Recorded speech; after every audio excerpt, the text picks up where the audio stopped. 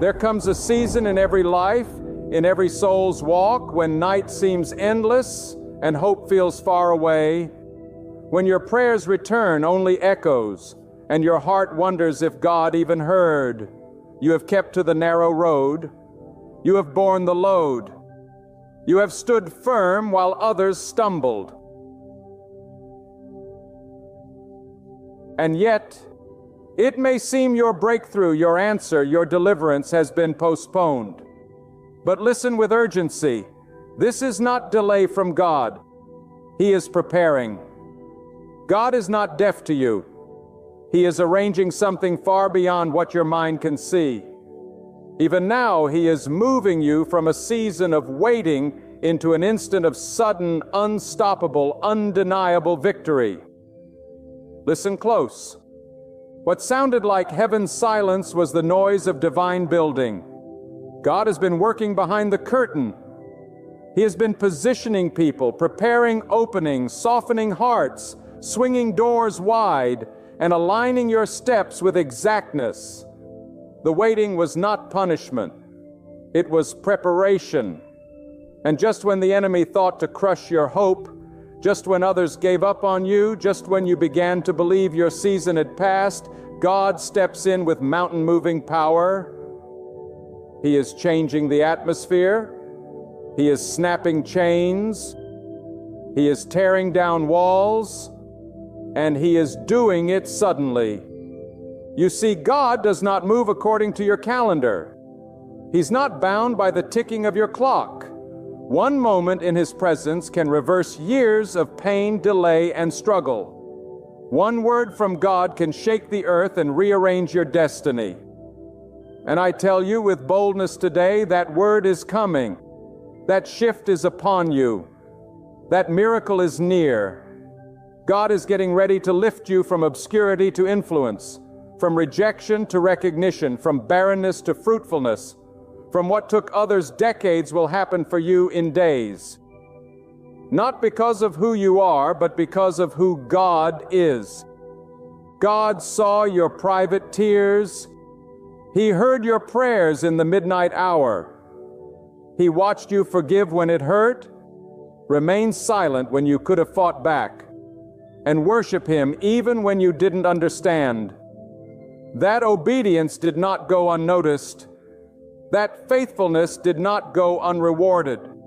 God is a God of justice, and He repays. He repays with blessings that overflow. He repays with peace that passes understanding. He repays with sudden breakthroughs that defy logic. You've waited. You've wondered. But now God is shifting you into a place where waiting is replaced by winning. Don't you give up now. Don't you sit down in sorrow when the edge of your miracle is right in front of you. Don't let discouragement lie to you. Don't let delay define you. God never forgets His faithful one. He never overlooks the heart that seeks Him. And when the time is right, not your time, but His time, He will make it happen. That is the promise. That is the power. That is the shift. And for those who have walked through fire, who have survived the storm, who have stood alone and still chosen to trust, God has reserved a sudden victory that will leave every doubter speechless.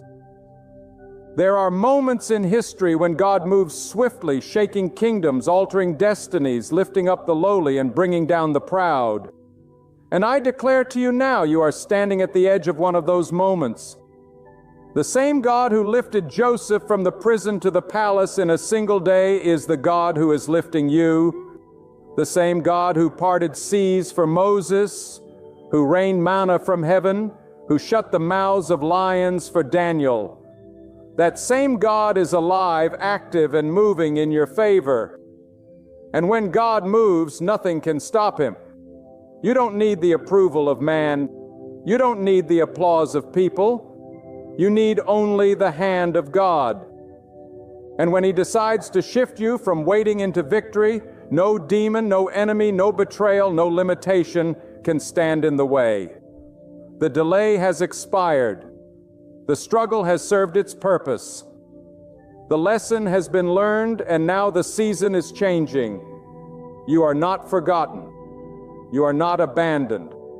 You are being elevated not by manipulation, not by connection, but by the power of the one who sees all and knows all. God's timing is precise. You may think you've been overlooked, but God has been hiding you for the right moment. You were not rejected. You were protected. What you thought was a setback was a setup. And now with divine acceleration, He is bringing every piece together. He is taking what was broken and making it whole. He is taking what was delayed and making it swift. He is taking what was denied, what once was out of reach will soon be in your hand. But listen, this is not a time to shrink back in doubt. This is a time to rise up in faith. Your posture must match the promise. Walk like it's already done. Speak like the doors are already open. Pray like the walls are already falling.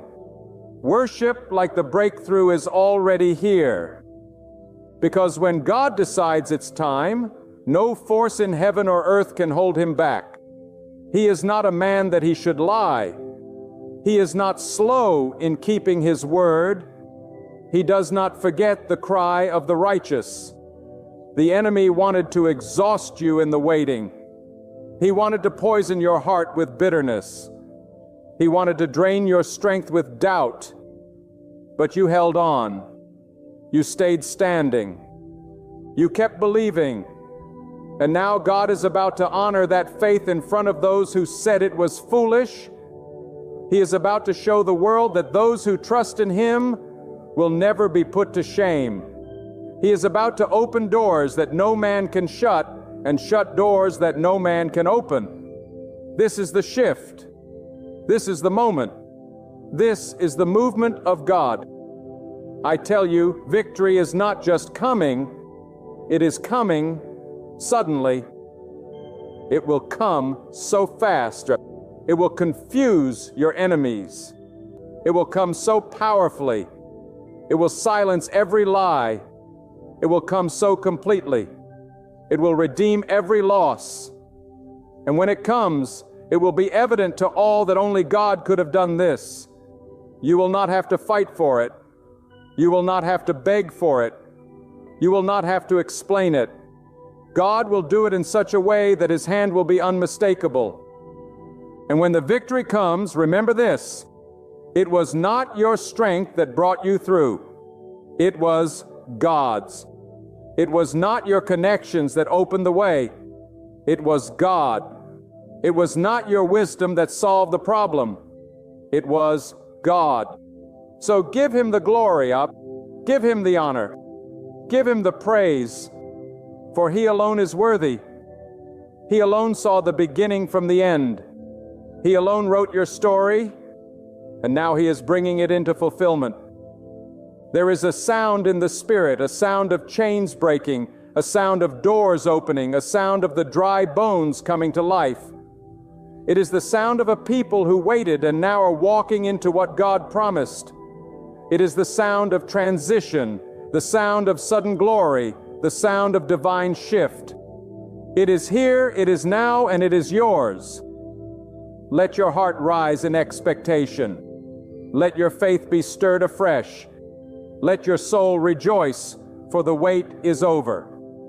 What God is about to do for you will surpass what you imagined.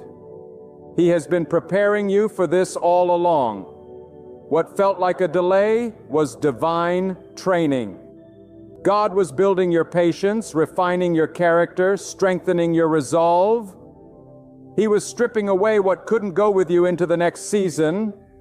He was separating you from wrong connections, pulling you from dangerous places, and teaching you how to depend on Him fully. Because the victory He is about to give you will require a new version of you, one that knows how to carry the weight of the blessing without being crushed by it. You are stepping into a season of divine reversal. Where there was lack, there will be abundance. Whoa. Where there was sorrow, there will be joy. Where there was defeat, there will be triumph. God is turning the page. He is writing a new chapter. And it begins with victory. Not a small win, not a halfway breakthrough, but a full, miraculous, supernatural, undeniable victory that only He could bring. Stay faithful, stay humble, stay ready, because when the moment comes, it will not be time to get ready. It will be time to walk through the door. And if you have stayed close to God in the waiting, you will recognize the shift when it happens. It will feel like a wind. It will feel like fire.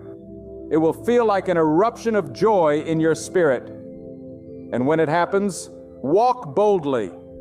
Walk confidently. Walk thankfully, for what God is giving you is not temporary. It is eternal. What He is releasing is not fragile. It is fortified. What He is building cannot be torn down. You are not who you used to be. The waiting has changed you. The fire has refined you. The storms have matured you, and now you are ready. Ready to receive, ready to lead, ready to carry what God is placing in your hands. There will be no more delay. There will be no more going in circles. This is the hour. This is the shift. God is moving in your favor, and He is doing it suddenly. Stay with Him. Trust Him. Praise Him. Because you're not just going to witness the miracle, you're going to live in it. The God who has sustained you in the shadows is now positioning you for the spotlight of His glory. And when the world sees it, they won't understand how it happened, but you will know. You will know it was the hand of God all along. You must understand this. God does not prepare you for victory without first preparing the battlefield. Long before you arrive, He has already gone ahead of you. He has already dismantled the traps of the enemy, already scattered the plans of those who sought your downfall, already removed obstacles you didn't even know were there. You may have felt forgotten, but God was working while you were waiting. The silence was not absence, and it was strategy. And now what seemed delayed will burst forth with divine speed, because God is shifting you. Not gradually, not hesitantly, but suddenly. The shift of God is not always loud. Sometimes it begins in the quiet place, in the stillness of obedience, in the steady footsteps of someone who refused to quit. It doesn't always start with a trumpet blast or a sign in the heavens. Sometimes it starts in a whisper, a nudge in your spirit, a change in atmosphere, a divine unrest that says, "Get ready." And when God whispers, it shakes the foundations of the unseen realm. When He moves, the earth responds. When He decides to act, no man, no system, no delay can interfere. This is not just your season. This is your divine appointment. There are moments that define history. Moments when God interrupts the normal and releases the supernatural. This is such a moment. And you, yes, you are not here by accident. You have been chosen for this hour. You have been prepared through trials, molded through hardship, refined through affliction. Every scar, every lesson, every sleepless night has brought you here. And now God is breathing new wind into your soul, new fire into your purpose, and new strength into your bones. The victory that is coming is not only for your benefit, it is for the glory of God. He is about to use your story to silence the mockers. He is about to use your testimony to lift the heads of those who are weary. Others will look at what He does in your life and realize that it was never about your qualifications, your connections, or your abilities. It was always about your submission. It was always about your willingness to trust, to yield, to obey, even when nothing made sense. Do not be surprised when the shift disrupts your routine. Do not be alarmed when old patterns begin to fall apart. When God prepares to elevate you, He often removes what cannot sustain you in the next level. He is severing ties to things that once comforted you, but would now compromise you. He is pruning what looks alive, but is bearing no fruit. Because sudden victory requires space, it demands a clearing.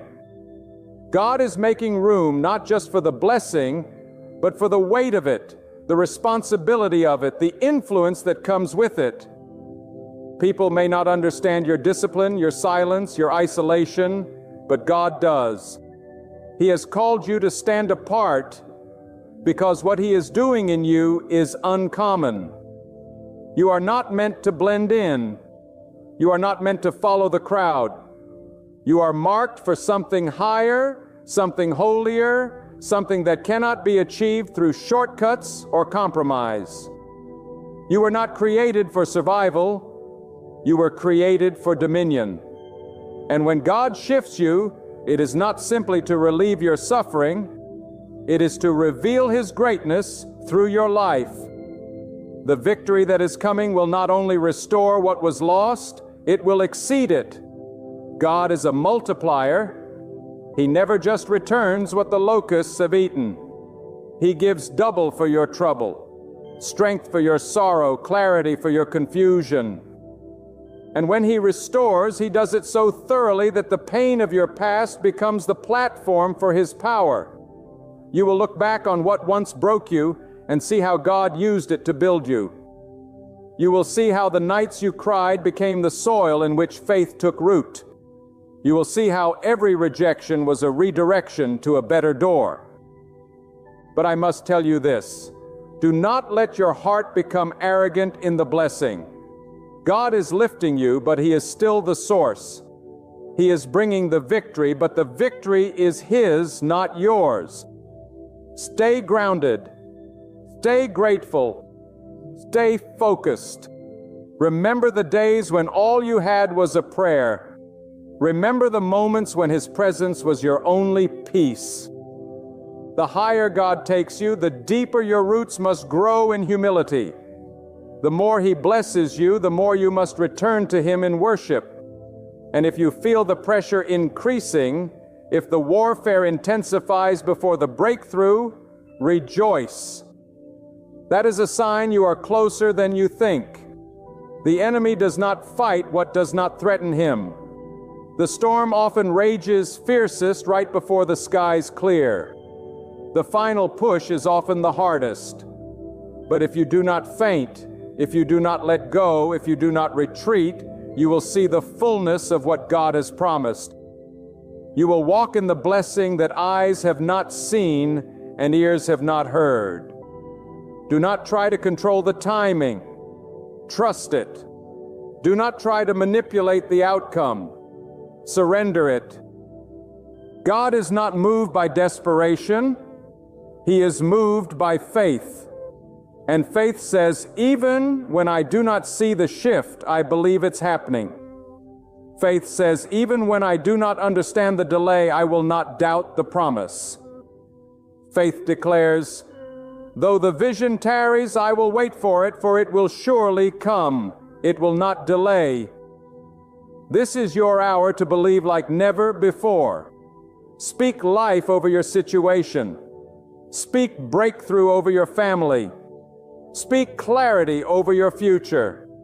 God has given you authority not over people, not over circumstances, but over your response. Use your words as weapons. Let your praise become your shield. Let your trust become your sword. For every time you choose faith over fear, obedience over comfort, trust over control, you are aligning yourself with the divine shift God is releasing. Let no voice, no past mistake, no current trial convince you that your waiting was in vain.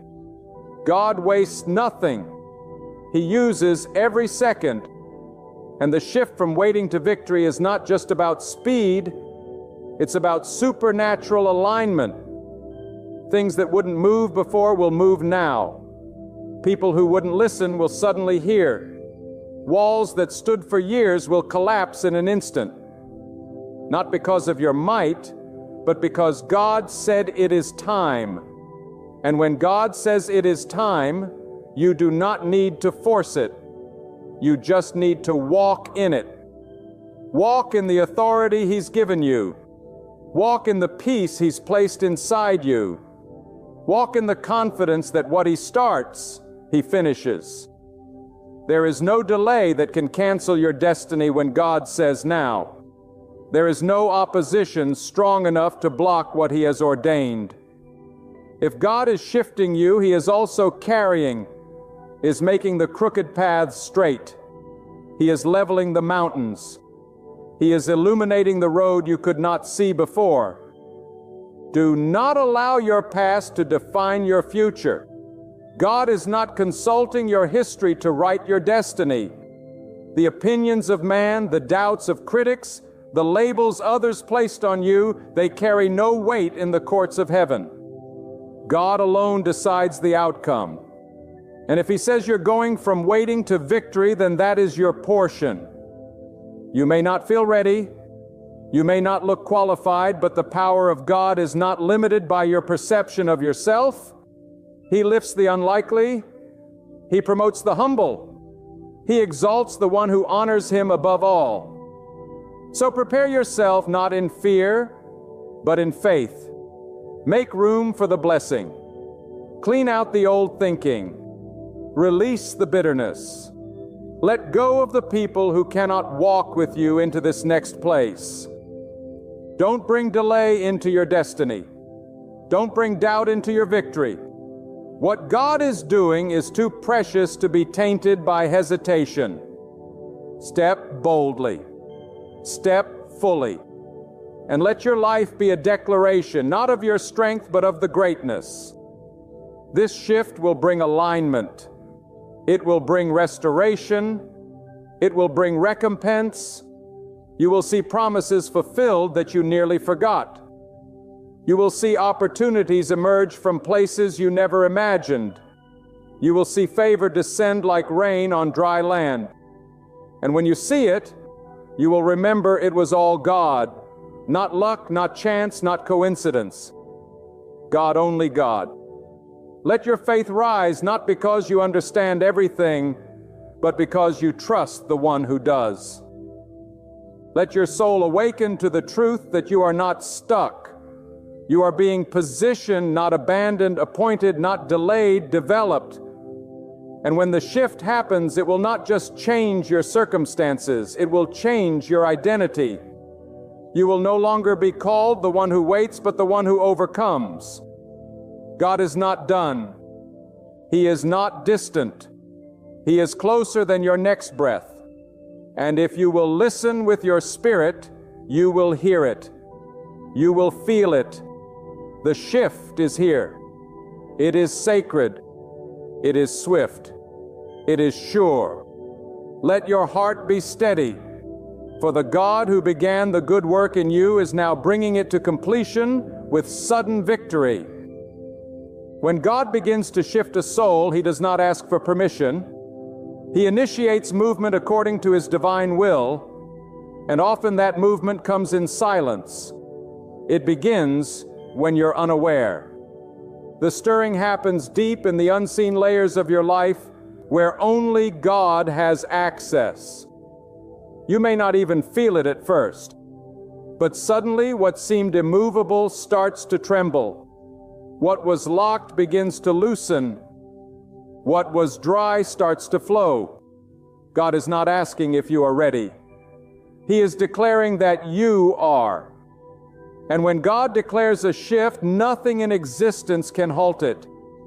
This shift is not only about receiving a victory, it's about becoming someone who can sustain it.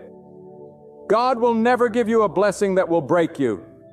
He molds you through the waiting, so that when the victory comes, you carry it with integrity. This shift requires more than excitement. It requires strength, purity of heart, and unwavering trust. God is not promoting the loudest voice, but the cleanest vessel. He is not interested in temporary applause. He is seeking those who are prepared to carry His favor with humility. That's why the waiting was long. That's why the fire was hot. Because what's coming is weighty. And only those who are deeply rooted in God can stand under the fullness of it. Do not envy those who seem to rise quickly.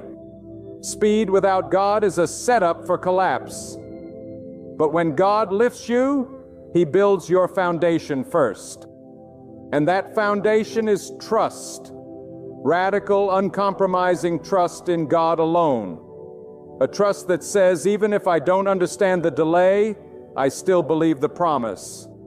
A trust that stands still when fear says run. A trust that remains faithful when others walk away. This kind of trust cannot be taught in comfort. It is forged in the furnace of waiting. And now, with that trust intact, with that foundation laid, God says, move forward, but not in your strength. Move forward in divine confidence, because this victory is not born of effort. It is born of obedience. It is the reward of hidden faith. It is the harvest of silent prayers. And it comes not when man commands it, but when God declares it. You are not rising because of favor from people. You are rising because of alignment with God. That is the highest favor a soul can carry. This victory will not look like the world's version of success. It may not come with flashing lights or public celebration, but it will come with peace. It will come with clarity. It will come with the undeniable assurance that you are exactly where God wants you to be. And in that place, whether it is a palace or a desert, you will know that the God who carried you through the waiting is now crowning you with triumph. Do not let your eyes deceive you. What seems quiet right now is actually the calm before acceleration. And when it begins, it will happen so quickly that even you will struggle to keep up. People will ask, how did this happen? How did everything shift overnight? And all you will be able to say is, God, because you didn't force it. You didn't beg for it. You didn't manipulate it. You waited and God acted. But remember this, when God shifts you, He may remove people who cannot walk with you into the next season. That separation is not punishment. It's preservation. There are alliances that once served you, but would now hinder you. There are voices that once encouraged you, but now would confuse you. God is a jealous protector of purpose, and He will not allow anyone to dilute what He is about to release in your life. So don't mourn every goodbye. Don't resist every closed door. Sometimes the rejection is the redirection. Sometimes the silence is a sign that elevation is near. You were not meant to stay in the shadows forever. God did not form you in the quiet just to let you stay silent. He refined you privately so He could release you publicly. He hid you in the waiting so that you could be revealed in the right timing. And now, the covering is being lifted. The limits are being broken. The old labels are being stripped away. What you thought was your ceiling will become your floor. He was an A person, now you hid yourself. What you thought was your ceiling will become your floor. Held you back will now be behind you. You will not go forward timidly. You will go forward with fire, with clarity, with purpose, and with the unmistakable presence of God going before you. This victory isn't only for you, it's for those connected to you. Your obedience has created a ripple effect. Your consistency has opened the floodgates.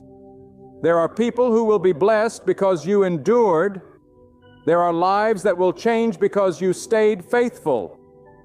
What you carry is not just a testimony, it's a torch, and others will find their way through the light. God shines through you. Do not minimize your calling. Do not downplay your shift. The same God who raised kings out of shepherds and brought nations out of barren women is the same God who is now pointing to you and saying, "Rise." And when you rise, rise clean. Rise focused. Rise ready, because the temptation in victory is to forget the pain of the journey. But never forget the nights you cried out to God asking if He saw you. Never forget the moments when you almost gave up, but something in your soul whispered, "Hold on." That was God. He was there when no one else was. He was lifting you when no one else could. And now that He is shifting you, honor Him with every step. God does not bring you out of waiting so you can be admired. He brings you out so you can fulfill what He placed inside you. There is purpose attached to this shift. There are assignments connected to your elevation. So walk carefully, walk prayerfully, walk with the knowledge that every step forward is a step deeper into what God has called you to become. You are not being promoted to relax, you are being positioned to impact. The blessing comes with responsibility. And when you steward it well, more will be added, because God does not waste oil. He only anoints those who are ready to pour. So lift your head, straighten your spine, fix your gaze. The waiting season is over. The fog is lifting. The ground is shifting. The heavens are open. And God is saying now, not tomorrow, not next year. Now walk like it, pray like it, speak like it, praise like it, because your life is about to look like what your faith has always believed. The long road is about to make sense. The tears are about to water the harvest. The delay is about to turn into destiny. And in that moment when it comes, remember this truth. It was God. It was always God. Every open door, every cleared path, every divine connection, every sudden breakthrough, it was not man. It was not chance. It was God moving, God restoring, God fulfilling His word. So give Him the glory, not only with your lips, but with your life. Let your actions honor Him. Let your life mirror His nature. Let your influence always lead back to Him. And when the story is told, may it never be said that your rise came through talent, ambition, or the approval of people. Let it be known that you were lifted by the hand of God, and that you remained there because you remained on your knees. You stayed in His purpose, and your heart stayed hungry for more of Him. The waiting season has ended. The doors are opening wide. The victory is unfolding, and the God who kept you hidden is now unveiling what He has been crafting all along. Every believer reaches a point where God asks not only for patience, but for transformation in the waiting. You did not merely endure those past seasons, you were being refined in them. God was shaping you even while others thought you were breaking down. They saw the outside, tired, weary, worn thin, but they could not see what God was doing within. Inside, God was constructing strength. He was instilling vision. He was building a foundation that could not be shaken. You thought you were being buried, but God was planting you. And now in His perfect time, He is bringing you out. Not as you were, but as who He created you to be. This shift that God is unleashing is not casual, not accidental. It is surgical. It is deliberate. God is targeting the very areas in your life where you have experienced the deepest pain. And He is pouring oil on those wounds. The areas where you were the weakest will become the evidence of His greatest power. He is raising you up not because you are worthy, but because you were willing. You didn't give up when it got hard. You didn't walk away when it didn't make sense. You kept your eyes on God. You kept seeking. And that faith, that quiet persistence has reached heaven. The shift has begun. You see, God doesn't need to announce His plan to your critics. He doesn't need the approval of anyone to elevate you. When He decides it's time, He acts without permission. People may look at your past and say, "You're not qualified." But God looks at your faith and says, "You're chosen." The same hands that molded the mountains are now lifting your name into spaces you never imagined. God is not promoting your image. He is releasing your calling. He is not increasing your visibility for attention, but to fulfill a divine assignment that has been written over your life since before you took your first breath. And in this moment of divine transition, the enemy will do all he can to distract you. He will whisper lies into your spirit. He will stir confusion. He will try to make you question what you know God spoke to you. But don't you listen. Don't you dare second guess what God has confirmed in your soul. The warfare is not a sign of abandonment. It is confirmation that the shift is real. The opposition proves the magnitude of what's coming. The darkness intensifies before the dawn. But God is still God in the dark. God is still moving in silence. God is still leading when the path feels hidden. Lift your faith to a higher place. Do not pray from a place of fear. Pray from a place of authority. Speak not as one uncertain, but as one aligned with the will of the Almighty. Declare His promises back to Him with boldness. Stand on His word like a rock under your feet. For when God shifts a person, He also sharpens their voice. He puts a roar in the mouth of those who once wept in silence. And that roar is not pride, it is conviction. That voice is not arrogance, it is revelation. Because when you've seen what God can do in the silence, you speak differently in the season of sudden victory. This next season is going to require you to think differently, pray differently, and walk differently. You cannot enter the next dimension with old fears. You cannot carry the weights of yesterday into the open doors of tomorrow. God is telling you to release the residue of delay, to cast off the garments of mourning, to shake off the dust of hesitation. You are not a prisoner anymore. You are not a victim anymore. You are not stuck. You are being summoned. God is calling you into movement, into impact, into purpose. And His voice is louder than every limitation that ever tried to hold you back. Don't look for validation. Look for confirmation. God doesn't always validate your process to those around you, but He will confirm it in your spirit. He will send signs in the quiet places. He will cause your heart to burn with a knowing that cannot be shaken. Trust that. Trust what God has planted deep within you. That stirring, that inner push, that persistent vision. It is not your imagination. It is revelation. It is God whispering, "Prepare yourself. The shift is now." And when that victory comes, and it will come, it won't just change your situation.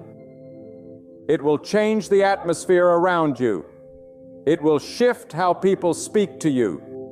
It will change how the enemy sees you, because suddenly you will not be known as the one who waited, but as the one whom God remembered.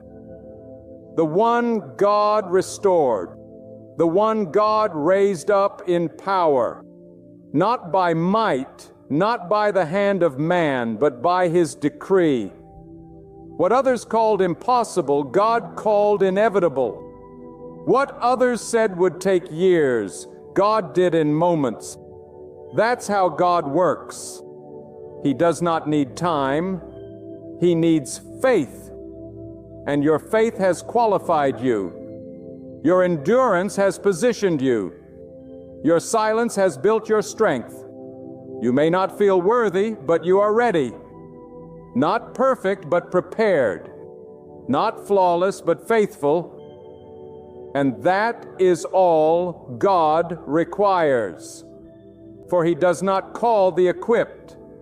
He equips the called. He does not choose based on status. He chooses based on surrender. And I speak this into your spirit. The delay did not destroy you. It developed you. The detour did not defeat you. It trained you. You didn't miss your moment. It was being prepared for you all along. And now God is aligning everything, people, places, resources, timing, to meet the destiny He planted in you from the beginning. Not just a blessing, but a breakthrough. Not just progress, but transformation. Not just a shift, but a sudden and irreversible elevation. But don't get comfortable in the blessing. Stay close to God. Stay in His presence. The same God who brings the shift is the one who sustains it. You cannot afford to drift now. You cannot afford to forget who brought you here. Oh, stay humble. Stay hungry. Let your success never speak louder than your devotion. Let your gratitude be louder than your gain, because true victory is not found in what you receive, it's in what you become. And you are becoming someone who reflects the light of God. Someone who carries peace that surpasses understanding. Someone who walks in strength but bows in reverence. Someone who rises not to dominate, but to serve. That is what happens when God shifts a person. Not just their life changes, but their nature is transformed. You will not just be blessed, you will be a blessing. There are moments ordained by God that interrupt the rhythm of delay and usher in a wave of unstoppable purpose. These moments are not marked by earthly clocks, but by divine decree. They are not announced by the voices of men, but by the whisper of eternity into your soul. And one of those moments is upon you now. You are not stepping into something random. You are walking into something sacred. God has not just allowed you to endure, He has called you to emerge. Emerge with clarity. Emerge with strength. Emerge with the authority that only comes from having walked through the fire with your faith still intact. Do not mistake stillness for stagnation. Many assume that because they are not moving visibly, God is not working actively, but God often works most powerfully in silence. He is not interested in shallow progress. He has invested in deep transformation. And that's exactly what this waiting season has done. It has stripped you of dependence on the approval of man. It has weaned your soul off distractions. It has taught you to hear God's voice in the storm and to stand still when others ran. That kind of faith cannot be taught. It is forged, Watto. And now God is ready to reveal what He has hidden for so long. You've been hidden not because you were unworthy, but because you were not yet finished. God was shaping you in obscurity so that when the light hits you, you would not crumble under its weight. People see the glory, but they don't know the story. They see the fruit, but they didn't witness the pruning, but God saw it all. Every sacrifice you made in silence, every time you said no to compromise, every moment you lifted your hands and said, God, I trust you. Even here, that trust has built something unshakable inside you. And now the shift has come. The waiting is being exchanged for walking. The silence is being traded for strategy. God is opening the way that no man could ever shut. You must now walk with a new level of awareness.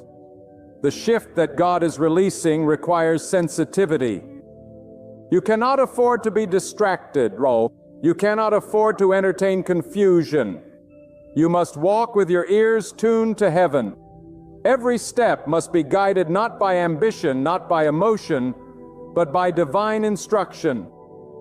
The world will offer shortcuts, platforms, praise, but you are not called to follow noise. You are called to follow the presence of God. And His presence doesn't always lead where the crowd is. Sometimes it leads you into quiet places, unfamiliar paths, dry valleys, but it always ends in victory. Your steps must be governed by surrender. Not every open door is God's door. Not every opportunity is divine. Discernment is your protection in this season. Just because the victory is coming suddenly doesn't mean you abandon caution. The same God who is releasing favor is also calling you to walk carefully, humbly, and prayerfully. Because with greater influence comes greater temptation. With greater visibility comes greater warfare. But God has not brought you this far to let you fall. Now He will shield you, strengthen you, and guide you as long as you stay submitted. This is a season where God is redeeming time. Years that felt wasted are being restored in moments. Opportunities you thought you missed are returning multiplied. God is not bound by the rules of this world. He can reverse what looks irreversible. He can build on ruin. He can bring water from a rock. He can make the barren land overflow with abundance. What looked like an ending was really a beginning in disguise. What felt like a breakdown was a setup for breakthrough. And now you will see how the pieces fit. You will see how the losses made room for something greater. You will see why God said, "Wait, don't let bitterness take root in this transition." You cannot carry anger, resentment, or unforgiveness into your next level. That is spiritual poison. You must release it completely, not for them, but for you. Because what God has prepared is too holy to be contaminated by old pain. The shift you are stepping into requires clean hands and a pure heart. Let go of what they did. Let go of who left. Let go of what didn't happen. God is doing something new. He is writing a new chapter, and it won't read like the last one. He is lifting you, not because you deserve it, but because He is faithful.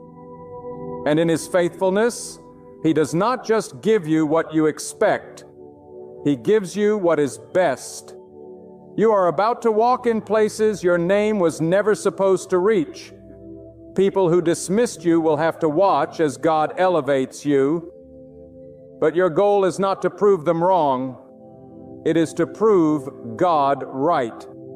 Your rise is not about revenge. It is about purpose.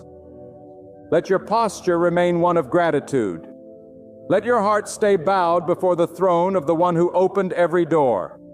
Because when people see you now, they must see not just success, but the hand of God. Let your life be living proof that waiting on God is never wasted, that those who trust Him will never be disappointed, that His timing is always, always perfect. God is sending a wind fresh, fierce, and holy. It is the kind of wind that breaks down walls and lifts the weary. The kind of wind that signals movement in the realm of the Spirit. That wind is headed your way. And when it comes, things will move that haven't moved in years. Hearts will shift. Closed doors will open. Delayed dreams will awaken. The very atmosphere will respond to the command of God. And in that moment, you must not hesitate, Anu. You must not doubt. You must walk through that door as if it was made just for you, because it was. This is not the time to play small. This is not the time to question your worth. God has already chosen you. He has already called you. He has already set your feet on a path that leads to greatness, not for the applause of man, but for the fulfillment of divine assignment. You are not just called to succeed. You are called to lead. And true leadership begins in the secret place, in the place of prayer, in the place where no one sees but God. That is where the shift began, and that is where the victory will be sustained. So hold your head high, stand firm, speak life, walk boldly. The God who started this journey with you is not finished. He is still writing, still shaping, still unfolding the masterpiece of your life. And the part you are about to walk into this new season, this sudden victory, is not the end. It's the beginning of a legacy, a testimony, a divine manifestation of what God can do when someone refuses to give up, refuses to bow to fear, and chooses to believe even in the darkest night. This is your moment.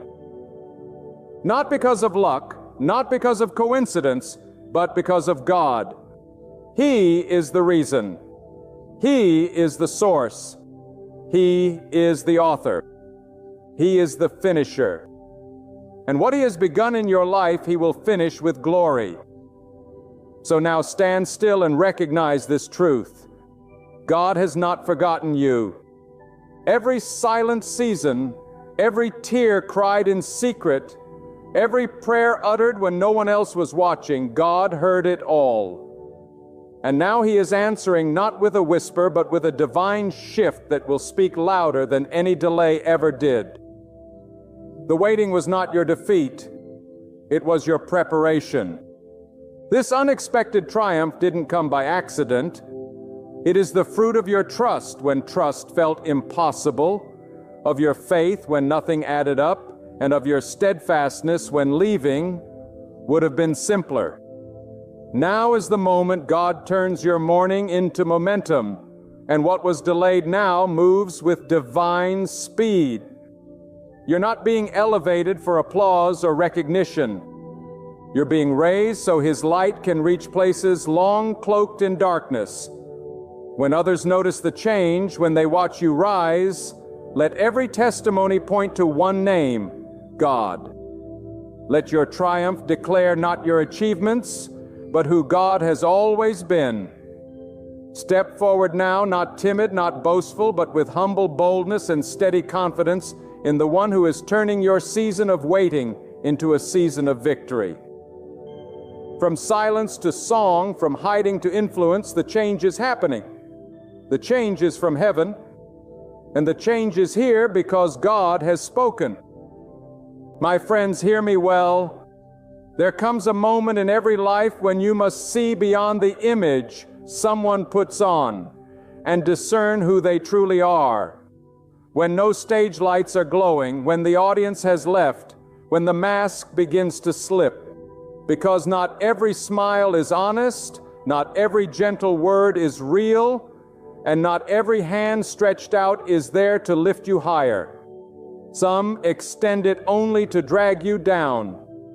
God never commanded you to trust blindly. He called you to walk in wisdom, to test the spirits, to judge by fruit, not by empty words. We live in a world that wears deception like perfume, pleasant at first scent, but toxic when breathed in too long. And the reason so many are wounded, so many betrayed, is because we judge surface instead of substance. We looked at the exterior and called it good, while the inside was rotting. But God does not judge by appearance. He examines the heart. And if you want to see someone's true nature, don't watch how they act when life is easy. Watch how they respond when kindness costs them something. Look when no one is watching. Look when the blessings run out. Then you will know. There are 5 things, 5 doors that will show you the soul behind the smile. If you want to protect your peace, your calling, your future, and your spirit, then ask God to open your eyes to these signs. The first, how they treat those who cannot benefit them. The second, how they handle power. The third, how they respond to correction. The fourth, how they treat you when you are no longer useful. And the fifth, how they speak about others when they are not present. Watch these 5 things, and God will show you more than years of friendship ever could. Let me tell you, the way someone treats those who have no wealth, no status, no position, it screams the truth of their character. You see, anybody can be polite to a king, anybody can shake hands with someone in power, but watch how they speak to the waiter, the cleaner, the beggar, because if their heart carries pride, it will eventually touch you too. They will flatter you now, but when your season of favor ends, the same mouth will condemn you. That's why God said He resists the proud, but gives grace to the humble. Do not align your destiny with people who change their tone based on someone's title. They are not loyal to truth. They are loyal to opportunity.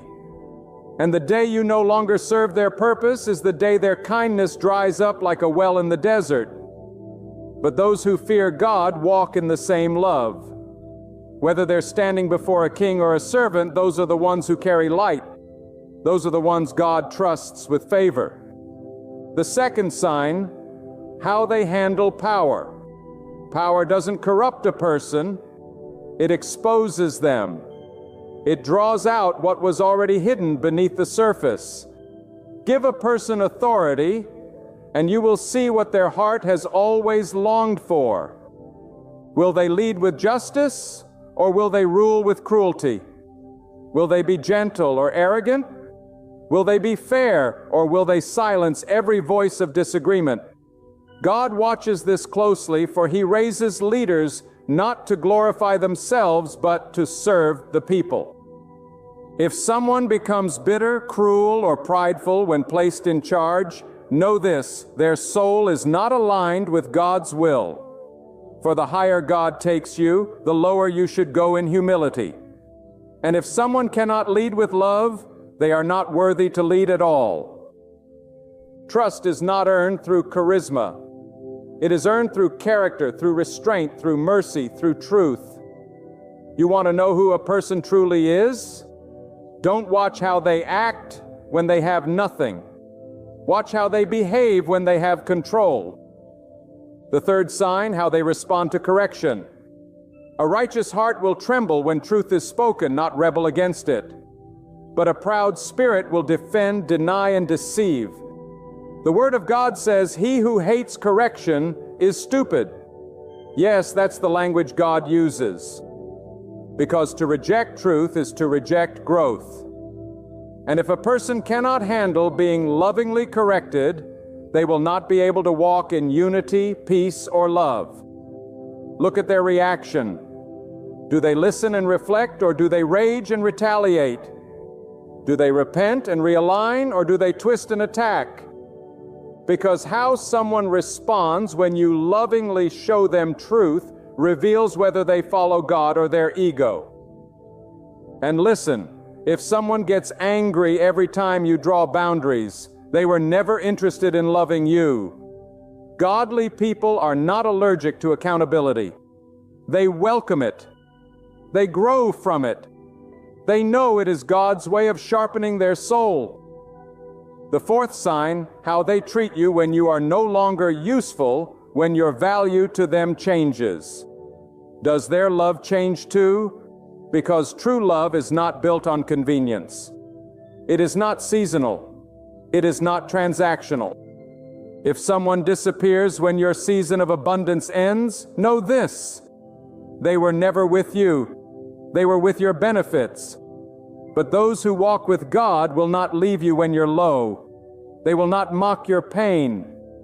They will not abandon you in your storm. Instead, they will stand beside you even when there is no spotlight. Watch closely, because the people who celebrate you in public may betray you in private. The ones who cheered when you rose may gossip when you fall. And the one who stood closest may be the one who wounds the deepest. That's why God allows certain losses, not to punish you, but to protect you. He removes people from your life, not out of cruelty, but out of mercy, because He heard conversations you didn't hear. He saw intentions you didn't see. And when God shows you someone's true character, believe it. And the fifth sign, how they speak about others when they are not in the room. If someone is constantly criticizing, mocking, and gossiping about people who cannot defend themselves, know this: they will do the same to you. The tongue is a weapon of the heart. And if a person finds pleasure in tearing others down, their soul is infected with pride. God hates gossip. He calls it wickedness. The same mouth that flatters you today may poison your reputation tomorrow. Don't align with slanderers. Don't entertain those who feast on rumors, because the one who loves to expose others is often hiding their own sin. God blesses those who protect, who cover, who build, the one who lifts others even when they are not present. That is the person whose heart is full of light. That is the kind of person you can trust in the dark. My friend, if you want to be wise, pray that God gives you discernment. Not paranoia, not suspicion, but spiritual vision, the ability to see what is unseen. Because not everyone who walks with you is walking for you. Some are there only for the moment of favor. Some are only interested in what you offer, not in who you are. And when the winds change, they will flee. So stop being deceived by good looks and smooth talk. Stop judging character by charisma. Look at these 5 signs. Ask God to open your eyes. You don't need to search their phone. You don't need to test their loyalty with game. Just watch. Watch how they treat the lowly. Watch how they handle power. Watch how they react to correction. Watch how they treat you when they don't need you. Watch how they talk about others when they're not around. Because when God is preparing to take you higher, He will first teach you who to take with you and who to leave behind. Not because of hatred, not because of revenge, but because of wisdom. Peace is too expensive to share it with those who sow chaos. Destiny is too precious to entrust it to double minds. And your time is too short to waste it on those who walk in the shadows. The truth is, God will often expose what you refuse to see. He will remove what you are trying to hold, because your soul matters too much to Him. And every time He reveals someone's true character, He's not breaking your heart. He's revealing your purpose. He's shifting your circle. He's pruning your path. You asked for blessings, but blessings can't thrive in betrayal. You prayed for peace, but peace cannot grow in deception. You long for favor, but favor flows through clean hands and loyal hearts. So don't fight the pruning. Don't resist the revealing. When someone shows you their true character, believe it. When God shows you, trust Him. He's not trying to hurt you. Is trying to protect you. Let go of the fake and make room for the divine. God is not mocked. He knows every motive, every hidden agenda, every double face. And in due time, He will bring truth to light. You don't have to prove anything. You don't have to chase anyone. You don't have to beg for honesty. Just walk in truth. And those who walk with God will walk with you. And those who walk in darkness will flee from the light. Let God be your defender. Let God be your discerner.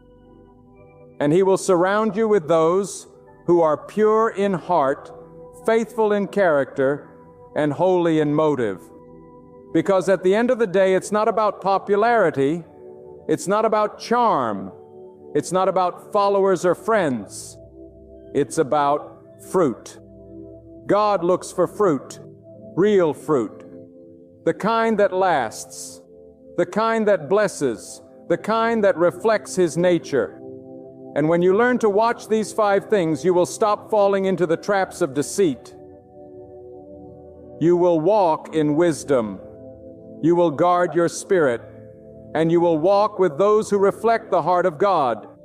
Now hear this, and hear it with your spirit, not just your ears. There is no deception more dangerous than the one that wears the mask of goodness.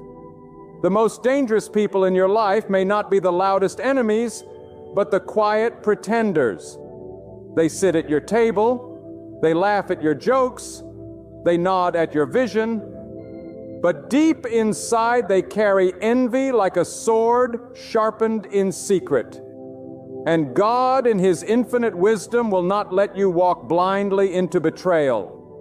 He will start revealing what was once hidden, not to hurt you, but to heal you from attaching your soul to what was never real. Let me ask you, have you ever felt something was off, but you couldn't explain it? A strange unease when someone smiled? A subtle resistance when you shared your dream? That was God whispering to your spirit, look deeper. That was not paranoia, that was protection. God speaks not always in thunder, but often in the quiet disturbance of your peace. You must learn to recognize it. You must learn to listen to the shift in your spirit when something doesn't align with the light. Do you understand how much God cares for you enough to expose what you refuse to confront? Enough to pull you out of connections that only drained your soul. He is a guardian of your destiny. And before He takes you to higher places, He will inspect the loyalty of those surrounding you. He will not allow serpents to rise with you. That's why sometimes it feels like your circle is shrinking. It's not shrinking, it's being purified. God does not operate in confusion. He does not bless double-mindedness. So when He removes someone, do not try to reattach what God has cut off. The one who mocks you behind closed doors but praises you in public is a liar, not a friend. The one who uses your vulnerability to gain leverage is a manipulator, not a companion. And the one who cannot celebrate you without making it about themselves, mark it. That is not love. God is a God of clarity, and when He opens your eyes to see clearly, it is your responsibility to respond, not retreat back into blindness.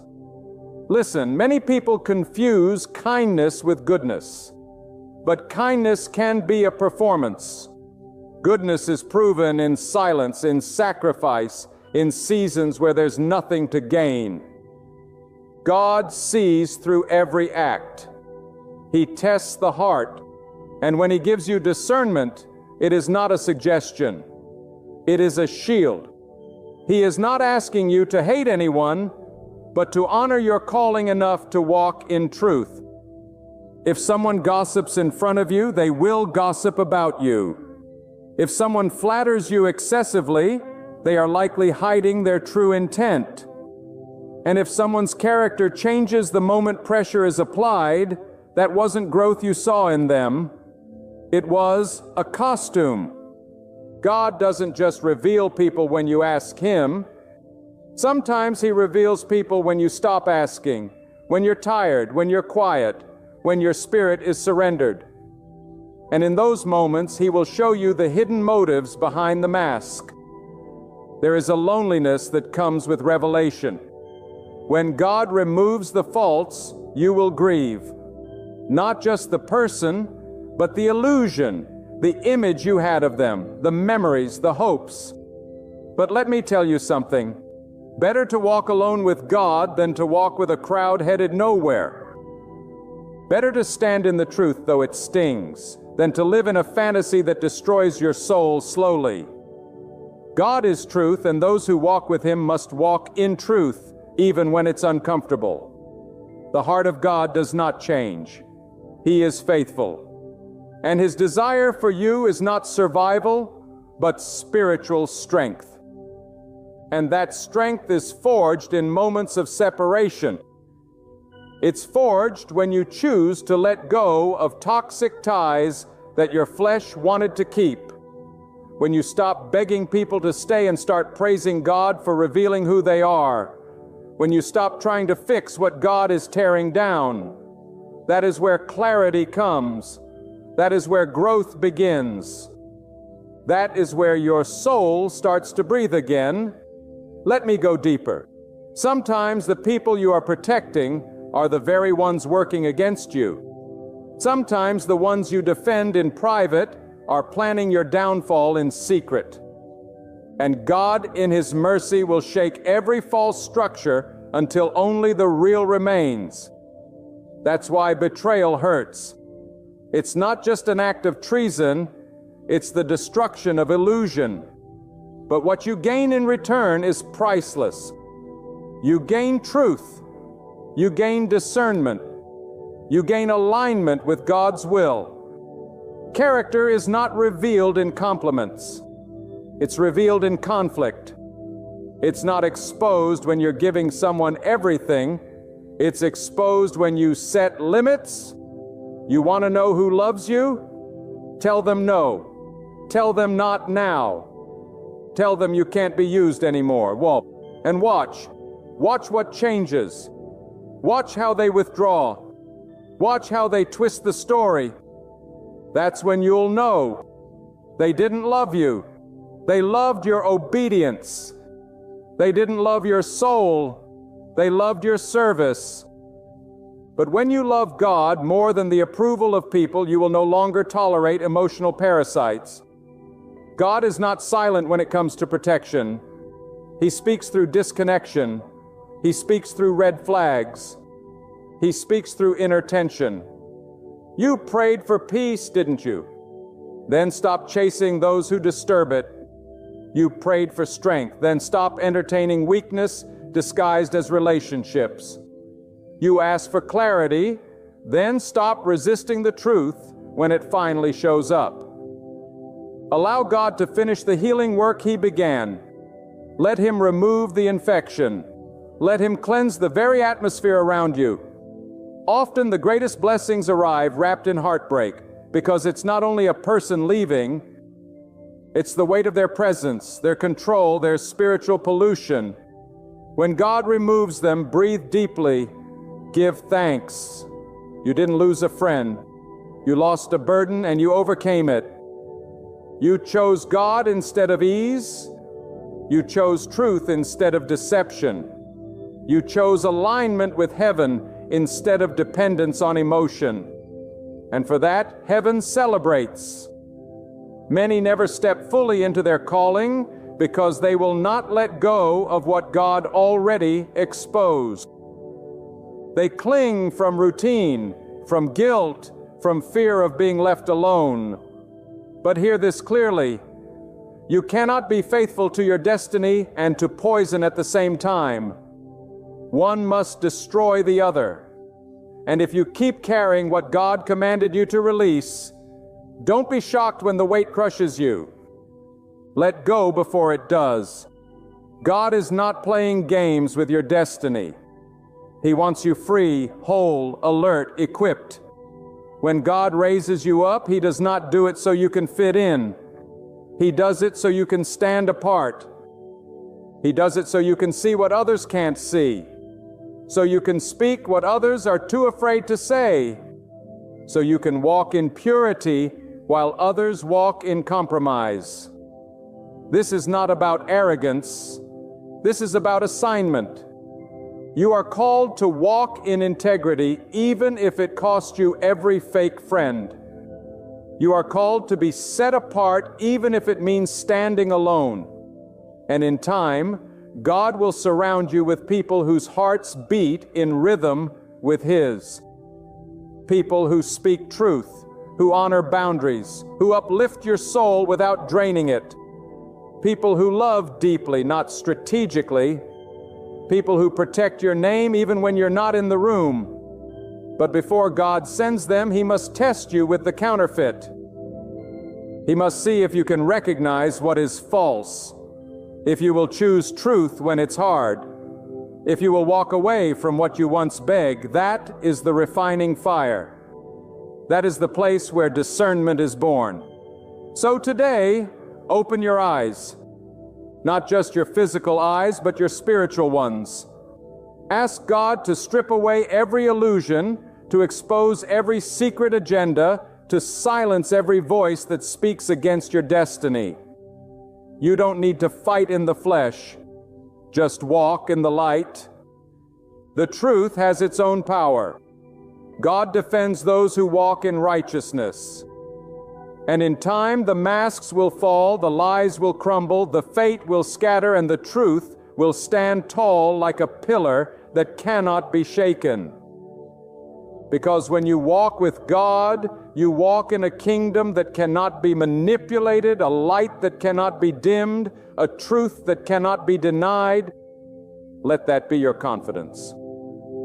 Let that be your shield. You don't need everyone to like you. You don't need everyone to understand you. You just need to walk with God and let Him reveal what only He can. And now I ask you, how long will you continue giving your trust to those who have not earned it through honor? How many times will you place your peace into the hands of people who only handle it with care when it's convenient? This is not the time to be naive.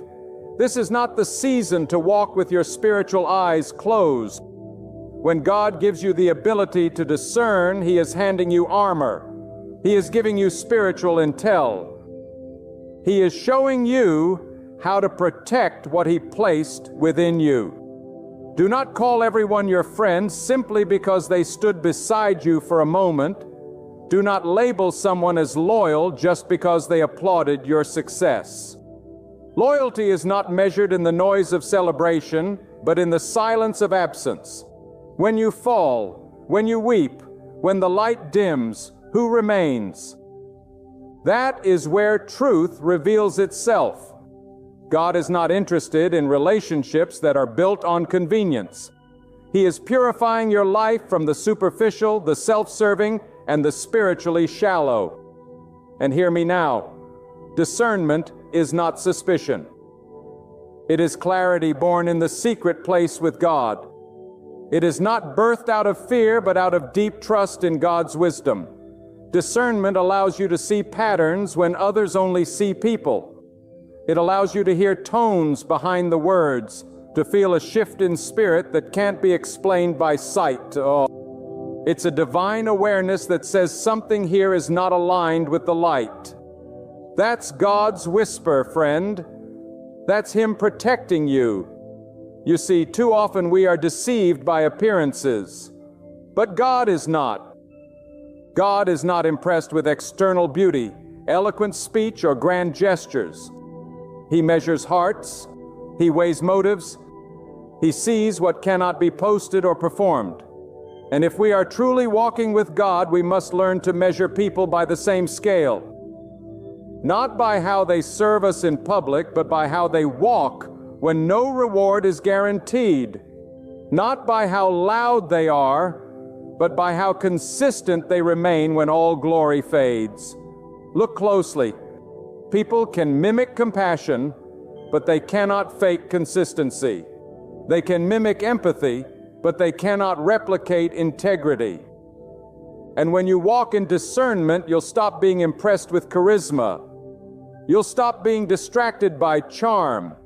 You'll start valuing character because character doesn't change with the seasons. Character doesn't vanish in hardship. Character stands firm when pressure comes. And that is the soil in which God plants favor. Let me speak directly to the one who's been wounded, the one who trusted and was betrayed, the one who gave everything and received silence in return. I tell you, God saw it. God recorded every tear. God measured every motive. And what you thought was a season of abandonment was a season of revelation. You didn't lose. It was revealed. And now you walk wiser. Now your vision is sharper. Now your ears are trained for truth. That is not weakness. That is God preparing you to walk in deeper authority. Do not allow bitterness to harden your spirit. Let wisdom rise instead. Let discernment become your companion. Let the fire refine you, not destroy you, because when God allows exposure, He always intends elevation. When He removes what's fake, He makes room for what's ordained. But you must release your need to hold on to what He is calling you to let go of. Stop mourning over what was revealed. Start praising for what is being rebuilt. The path of discernment is not lonely. It is sacred. It is not cold. It is clear. When you walk with God, you may walk alone at times, but you are never abandoned. His light will guide you. His truth will guard you, and His hand will surround you. You must stop explaining your standards to those who benefit from your confusion. You must stop defending your distance to those who only grew close to devour your peace. Your boundaries are holy. Your discernment is divine, and your spirit belongs to God alone. You don't need everyone to understand your decisions when they are rooted in divine revelation. You don't need the approval of those who were never assigned to your destiny. What you need is the courage to obey what God shows you, to walk away when He reveals, to stand firm when others fall away, to honor His whisper over the noise of popular opinion. That is where your power lives. That is where your anointing grows. Understand this.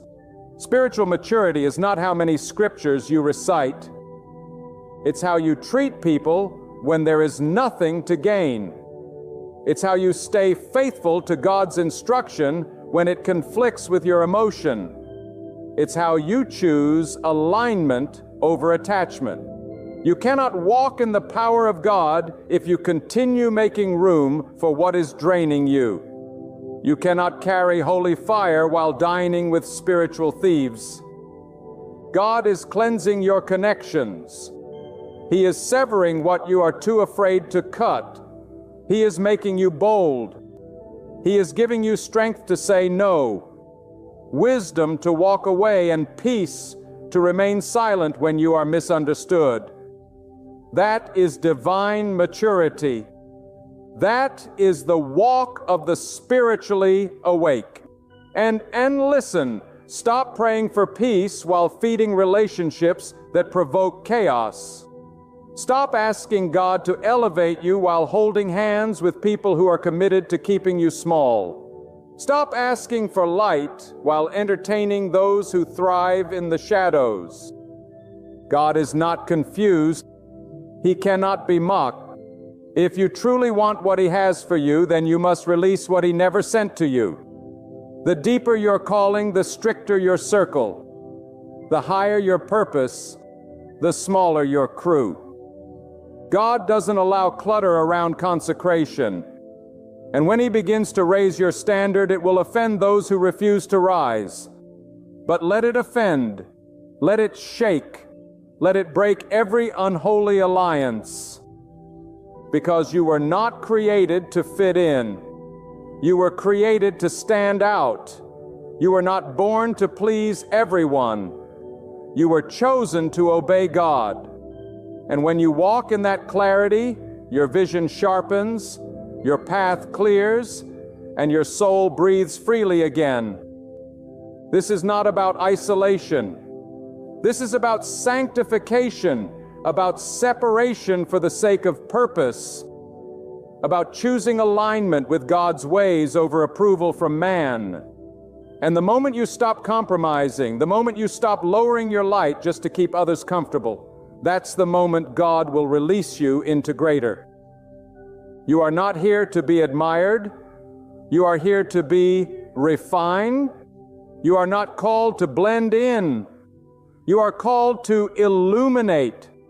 And that light, that truth, that wisdom, it comes from walking with God and allowing Him to open your eyes to what the world calls normal, but He calls poison. When God shows you someone's heart, believe Him. When he removes your comfort, thank him.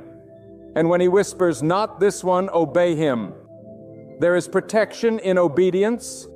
There is blessing in surrender. There is destiny in discernment. Walk with God. Keep your spirit clean. Guard your peace. Watch those 5 things. Let the truth of who someone is be seen, not by what they say, but by what they do when nobody's looking. When correction is given, when power is in their hand, when you're no longer beneficial, and when others aren't in the room.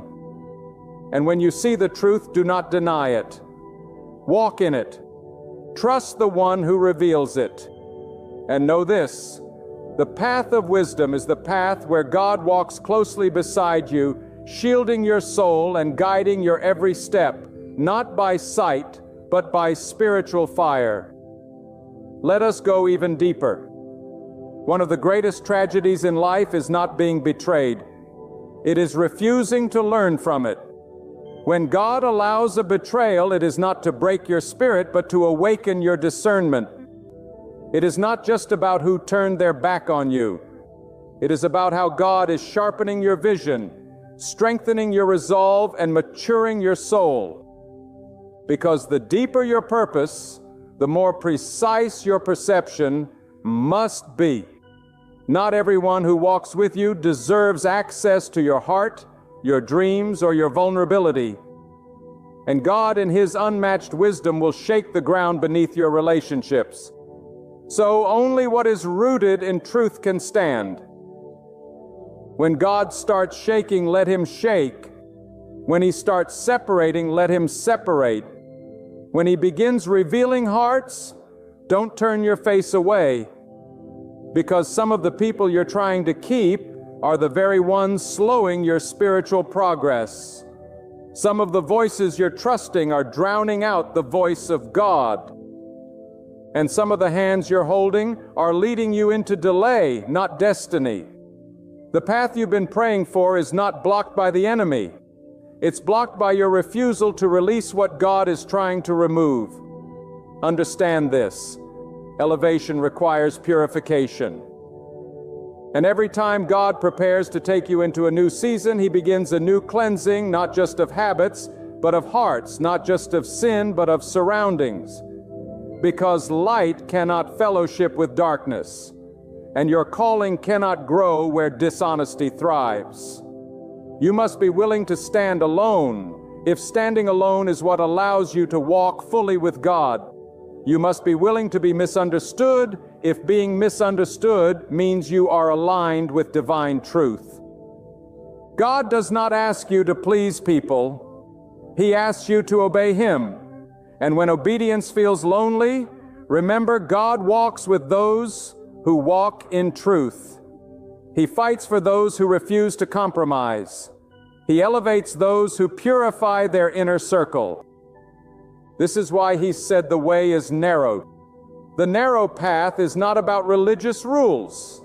It's about focused obedience, about deliberate detachment from anything that dilutes your spiritual clarity. Stop measuring someone's loyalty by their history. Measure it by their consistency. Stop measuring someone's love by their words. Measure it by their actions when no one is watching. And stop measuring someone's value by how close they are. Measure it by how pure their intentions are. Sometimes the closest person to you is also the most dangerous. Not because they're loud, but because they know your weaknesses and use them silently.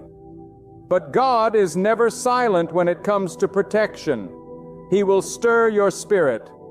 He will unsettle your peace. He will block your efforts. And He will do all this not to frustrate you, but to redirect you. You may ask, but how can I trust? Again, the answer is not in trusting people blindly. It's in trusting God fully. He is not asking you to stop loving. He's asking you to love wisely, to love without idolizing, to love with discernment, to love without losing your boundaries. Trust must be tested. Love must be guarded. and relationships must be filtered through God's wisdom. You are not being paranoid when you notice the little things. You're being protected. You are not being cold when you withhold access from those who dishonor your peace. You are being wise. You are not being unforgiving when you walk away from repeated patterns of betrayal. You are being aligned. Forgiveness does not require access. Healing does not require reunion. Peace does not require their approval. What you need is to obey God more than you fear rejection. There is a higher way to live, a way where God leads your relationships, not your loneliness, where your discernment is stronger than your desire for acceptance, where your spirit is no longer governed by emotional attachments, but by spiritual alignment. That is where freedom lives, Mike. That is where clarity flows. That is where you become untouchable, not by being distant, but by being deeply rooted in God's truth. Ask yourself, what am I allowing around me that God has already shown me is harmful? Who am I defending when God is trying to remove them? What am I tolerating that is suffocating my peace? These are not small questions. These are spiritual keys, because the moment you answer them honestly, the doors to greater clarity, favor, and growth will open. When someone shows you they cannot handle truth, believe them. When someone belittles your convictions, believe them. When someone grows distant after you draw a boundary, believe them. That is not the loss of love. That is the birth of truth. That is the mercy of God unveiling what your heart didn't want to admit.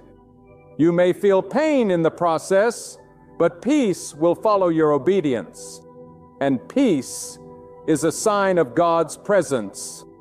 Now I speak to those of you who are clinging to familiar pain because it feels safer than unfamiliar peace.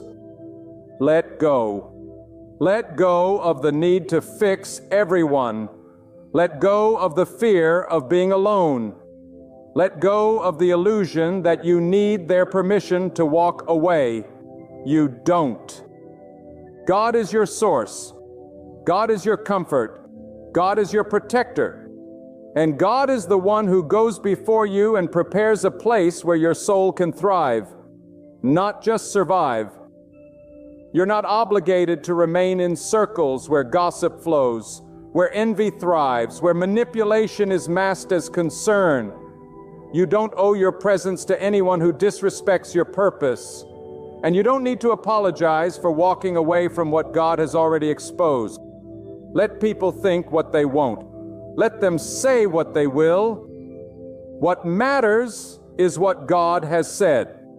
And when God gives you peace about leaving, don't look back.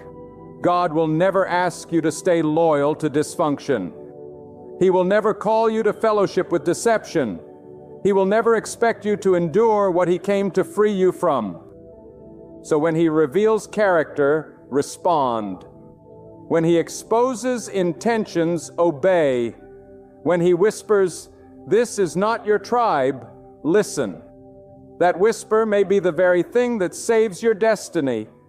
And to the one who feels weary, God sees you. He sees the weight you've carried. He sees the nights you stayed silent to keep the peace. He sees the wounds from words spoken behind your back. He sees the betrayal, and He says enough. Enough pretending, enough carrying what was never yours, enough watering relationships that never bore good fruit. It's time to align. It's time to walk in truth. It's time to choose what is eternal over what is emotional. God is not just trying to remove people. He is trying to reveal you, to show you what you allowed, to show you what you settled for, to show you how much higher you are always called to go. He is raising your standards not to punish you, but to bless you, not to isolate you, but to insulate you. You are not alone. You are being refined. You are not forgotten. You are being set apart. And every pruning, every separation, every exposure is God preparing you for something greater than you've known. There comes a time in your spiritual journey where God no longer allows you to be blind to the patterns that are poisoning your peace. He will open your eyes not to destroy your faith in people, but to strengthen your dependence on Him alone. Because when your eyes are on people, your emotions will rise and fall with their behavior. But when your eyes are fixed on God, you gain an unshakable center, a stillness in your soul, that no betrayal, no lie, no rejection. God is not raising you to be fragile.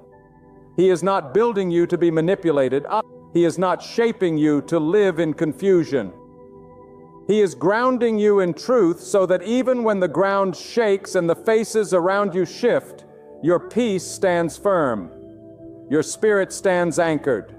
You are not meant to be tossed by every wind of emotion, every shift in loyalty, every flattering tongue or cold shoulder. You were designed by God to walk in divine discernment, led by convict. The more you grow, the more God reveals. And the more God reveals, the more you must choose. Will you continue to excuse behavior that God has exposed? Or will you walk in the wisdom you prayed for?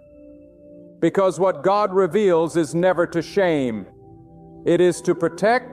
It is to awaken your soul to what it has tolerated for far too long. And if you keep choosing comfort over clarity, you will delay what God is trying to do in you and through you.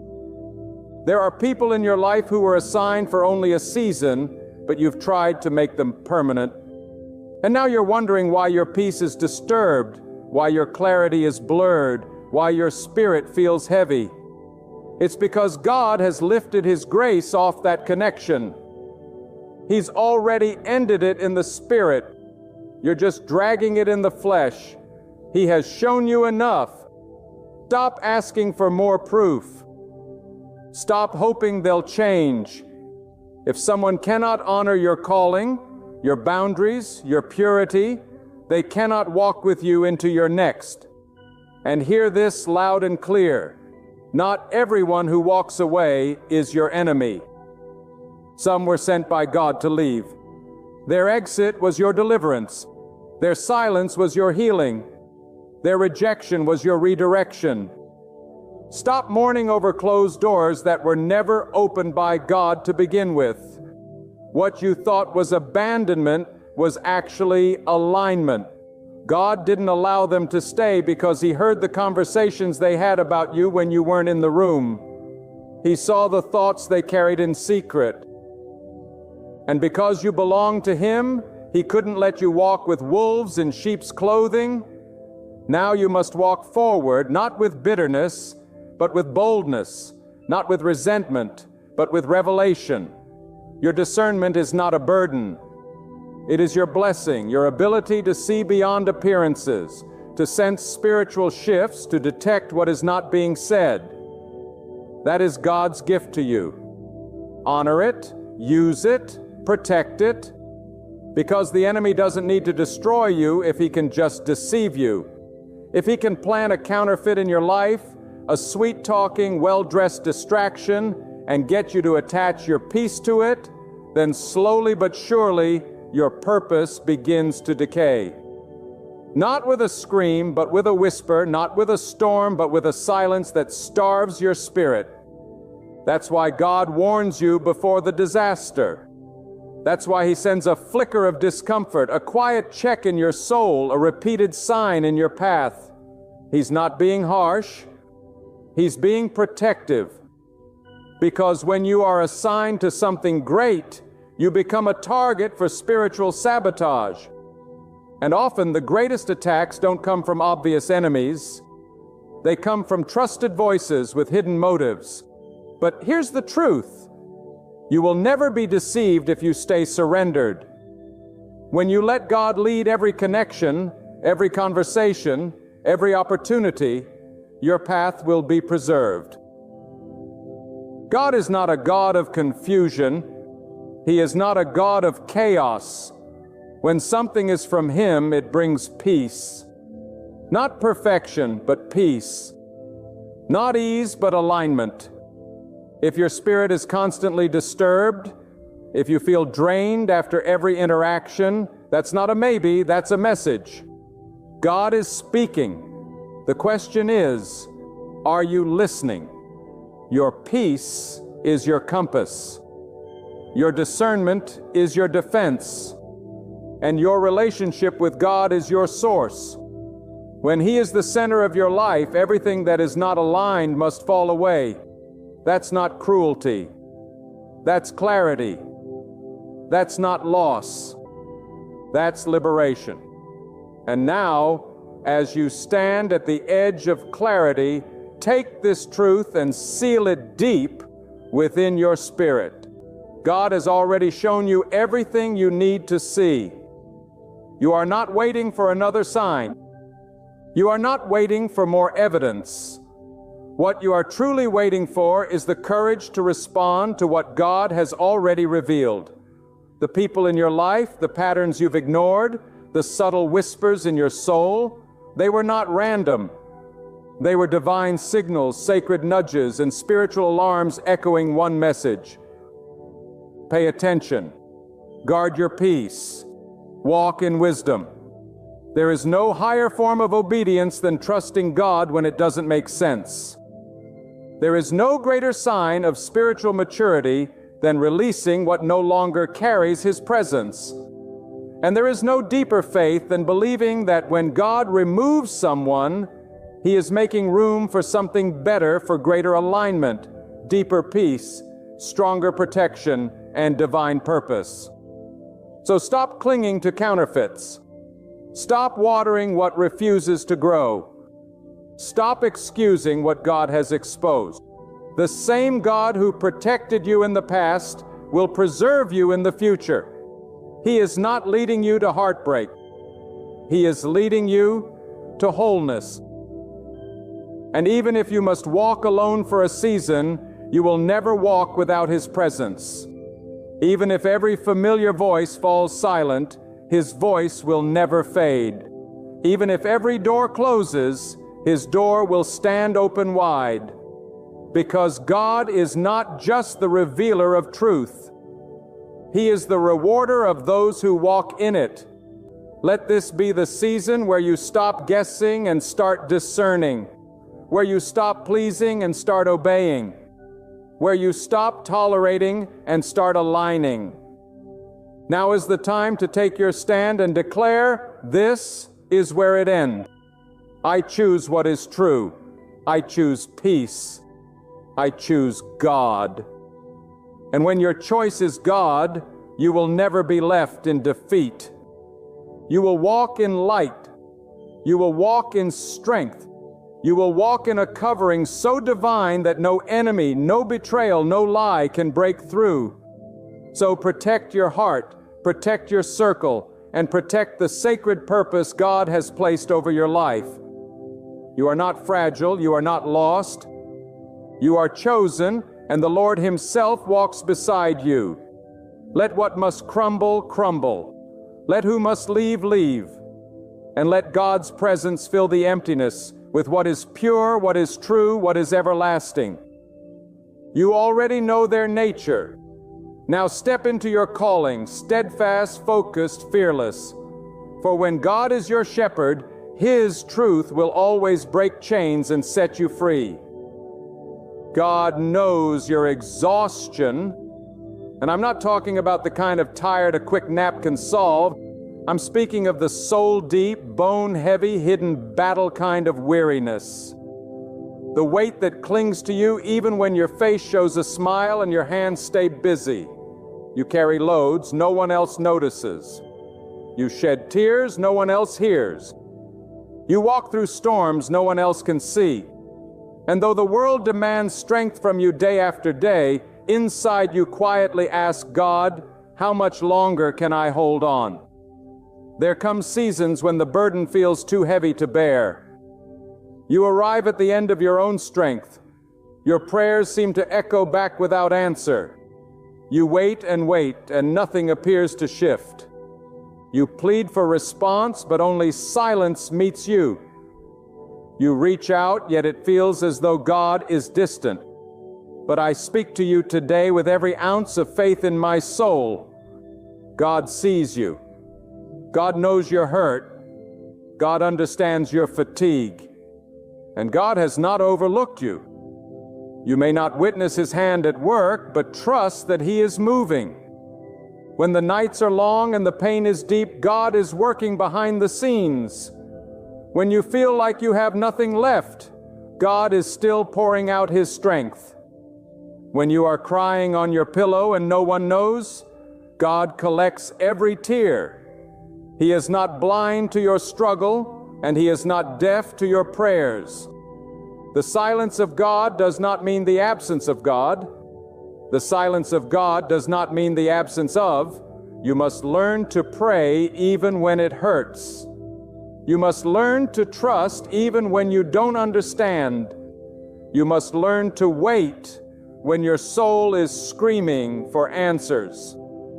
This is not weakness. This is strength. Strength is not always loud. Sometimes strength is the quiet decision to keep going, to keep trusting, to keep believing that God is still in control. There is a reason God allows us to feel this tiredness. Sometimes God will allow the storm to rage to teach us that peace is not found in calm waters, but in trusting Him during the chaos. Sometimes God will let everything fall apart to show us He is the only one holding us together. God does not promise us a life free of burdens, but He promises that His power is made perfect in our weakness. And that weakness you feel, it is the very doorway through which God will pour His strength. God is never late. He is never distracted. He is never unsure. He is not pacing the floors of heaven wondering what to do about your situation. He has already seen the end from the beginning. He already knows how your story ends. And even though it may feel like you are walking through the valley alone, God is walking beside you. Every breath you take in the middle of your pain is a testament to the strength He is giving you to endure. When you are tired, pray. Not because prayer changes everything instantly, but because prayer anchors your soul to the one who never changes. Prayer is not always about answers. Sometimes it's about alignment.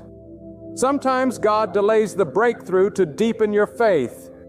Sometimes God says, wait, not because He is withholding something from you, but because He is preparing something greater for you. You see, there is power in the waiting. Waiting on God is not wasted time. Waiting is where trust is refined. Waiting is where character is built. Waiting is where pride is stripped away. In the waiting, you are not being punished.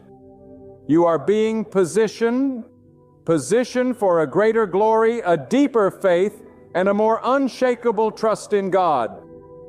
The world may rush you. People may forget you, and your mind may betray you. But God remains steady. God remains faithful. The tiredness you feel today is not the end of your journey. It is a turning point. It is a sign that something in you is being stretched. Something in you is growing. God uses the weariness to bring you to your knees, not to destroy you, but to remind you where your true strength comes from. When you reach the end of yourself, you have reached the beginning of God's power. Do not let your tiredness make you forget who your God is. God is the sustainer of the weak. God is the healer of the broken. God is the restorer of the worn out. You may feel empty, but He is full. You may feel lost, but He knows the way. You may feel forgotten, but He has written your name on the palm of His hand. Even when you can't trace His hand, you can trust His heart. Your feelings may lie, your thoughts may falter, your body may fail, but God is unchanging. He has never abandoned you before, and He won't start now. The night may be dark, but the dawn is coming. You are not stuck. You are being shaped. You are not abandoned. You are being anointed. God has not turned His face from you. He is closer now than ever before. Do not give up because you are tired. Get closer to God because you are tired. Fall into Him. Cry to Him. Speak to Him. Even if all you can say is, "Help me," that prayer whispered from the depth of your soul shakes the heavens. God does not require eloquence. He requires sincerity. He does not demand perfection. He responds to faith, and faith is not always loud. It's the quiet decision to keep praying, to keep trusting, to keep waiting. Some of you are carrying weights that were never yours to carry. You are trying to be everything for everyone, trying to solve every problem, trying to hold your life together in your own strength. But God did not create you to be the savior of your world. God wants you to surrender that burden away. Lay it at His feet. Let Him carry what you cannot. He is not asking you to figure it all out. He is asking you to trust Him while He does. Your breakthrough may not come today. Your answer may not show up tomorrow. But every time you choose to pray instead of panic, trust instead of tremble, and wait instead of worry, you are planting seeds of faith. And in due season, God will bring the harvest. He will show you why you had to wait. He will reveal the reason behind the silence. He will make all things beautiful in His time. Even when your knees are trembling and your hands are shaking, stand firm in your faith. God has never failed, not once, and He won't start with you. You may be tired, but you are not defeated. You may be weak, but you are not worthless. You may feel broken, but you are still in the hands of the potter. And the hands of God do not destroy. They rebuild, they reshape, they wreck. So pray. Even if your voice is trembling, pray when you don't feel like it. Pray when your heart is heavy. Pray when you feel like giving up. Because prayer connects you to the power that is greater than anything you face. When you pray, you are declaring that God is still in control. When you pray, you are making war in the spiritual realm. When you pray, mountains begin to tremble and chains begin to break, even if you can't see it yet. And after you've prayed, wait, don't run ahead of God. Don't try to force what only He can fix. Waiting is not passive. It's active faith. It's trusting that the God who started a good work in you will be faithful to complete it. It's believing that even in the silence He is speaking. Even in the delay He is working. Even in the confusion He is bringing clarity. And while you wait, trust. Trust that God knows what He's doing. Trust that God sees what you can't. Trust that even the pain has a purpose. God is not wasting your suffering. He is using it to carve out a deeper well of wisdom, compassion, and strength inside of you. Every tear is watering the soil of your future. Every trial is preparing the path to your destiny. You may feel like you're in a season of silence, but God is still speaking. You may feel like you're in a season of delay, but God is still moving. You may feel like you're in a season of defeat, but God is preparing your victory. Do not let the enemy convince you that your weariness is a sign that God has left you.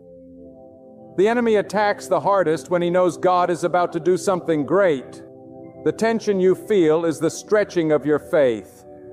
The exhaustion you feel is the refining of your spirit. And soon, very soon, God will step in with power. He will make a way where there was no way. He will lift you up out of the pit. He will breathe life into your dry bone, because that is what God does. God restores. God revives. God renews. When all hope seems lost, God speaks a word and shifts everything. He doesn't need a crowd. He doesn't need applause. He only needs your faith.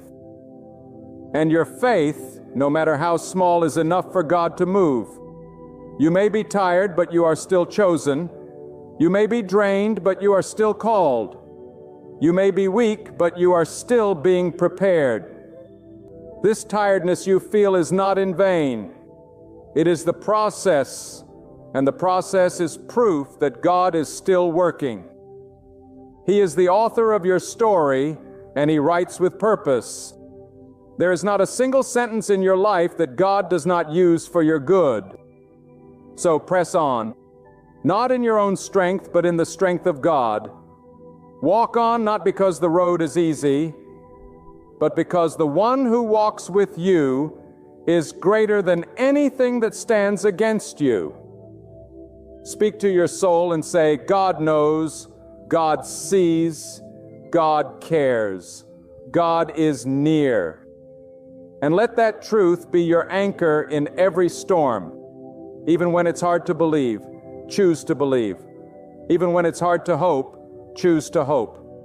Even when you feel like quitting, choose to stay. Not because of your own strength, but because of the unshakable truth that God has never lost a battle, not with anyone, not ever. And He will not lose with you. God knows you are tired, but He is not tired. He does not slumber. He does not grow weary. He holds the universe in His hands. And yet, He holds your heart with the same care. So rest in Him. Rest in His promise. Rest in His plan. Rest in His presence. And let your tired soul be renewed. Not by the removal of the storm, but by the realization that the God who calms the storm walks with you through it. You see, when your strength runs out, that is not the end. It is the threshold of divine power. That is where the natural ends and the supernatural begins. God does not require your perfection. He requires your surrender. God does not demand that you carry the weight of your world. He invites you to cast it upon Him. This is not weakness, it is wisdom. Wisdom to understand that your capacity has limits, but God is limitless. Your knowledge is partial, but God knows the full picture. And sometimes that tiredness in your soul is God's way of drawing you closer to His wisdom, His timing, His higher ways. There are moments when everything you built in your own strength will begin to crumble, not to destroy you, but to bring you to the foundation that cannot be shaken. God is not in the business of quick fixes and shallow comforts. God is in the business of transformation. When you are exhausted from carrying burdens that were never yours to bear, He doesn't just relieve you, He reshapes you. He removes what's unnecessary. He burns away what's temporary. He cuts away the distractions, the pride, the false dependencies, until all that remains is a vessel ready to be filled with His power. Yes, the waiting is painful. Yes, the silence can feel unbearable, but do not confuse the silence of God with the absence of God. Sometimes the silence is His strategy. Sometimes God steps back not to forsake you, but to strengthen you, to grow your faith, not by what you see, but by what you believe. It is in the darkness that trust is tested. It is in the delays that your devotion is refined. And in the stillness of the soul, God whispers the kind of truths that can only be heard when everything else is quiet. You may not understand why God hasn't answered your cry yet. You may feel like time is running out, that opportunities are slipping through your fingers. But understand this, God is never in a rush. God doesn't work according to human clocks. While you are watching the minutes pass, God is orchestrating eternity. While you are worried about what is slipping away, God is preparing what will never be taken from you. He is not just trying to give you relief. He is shaping your life into something eternal, something holy, something set apart.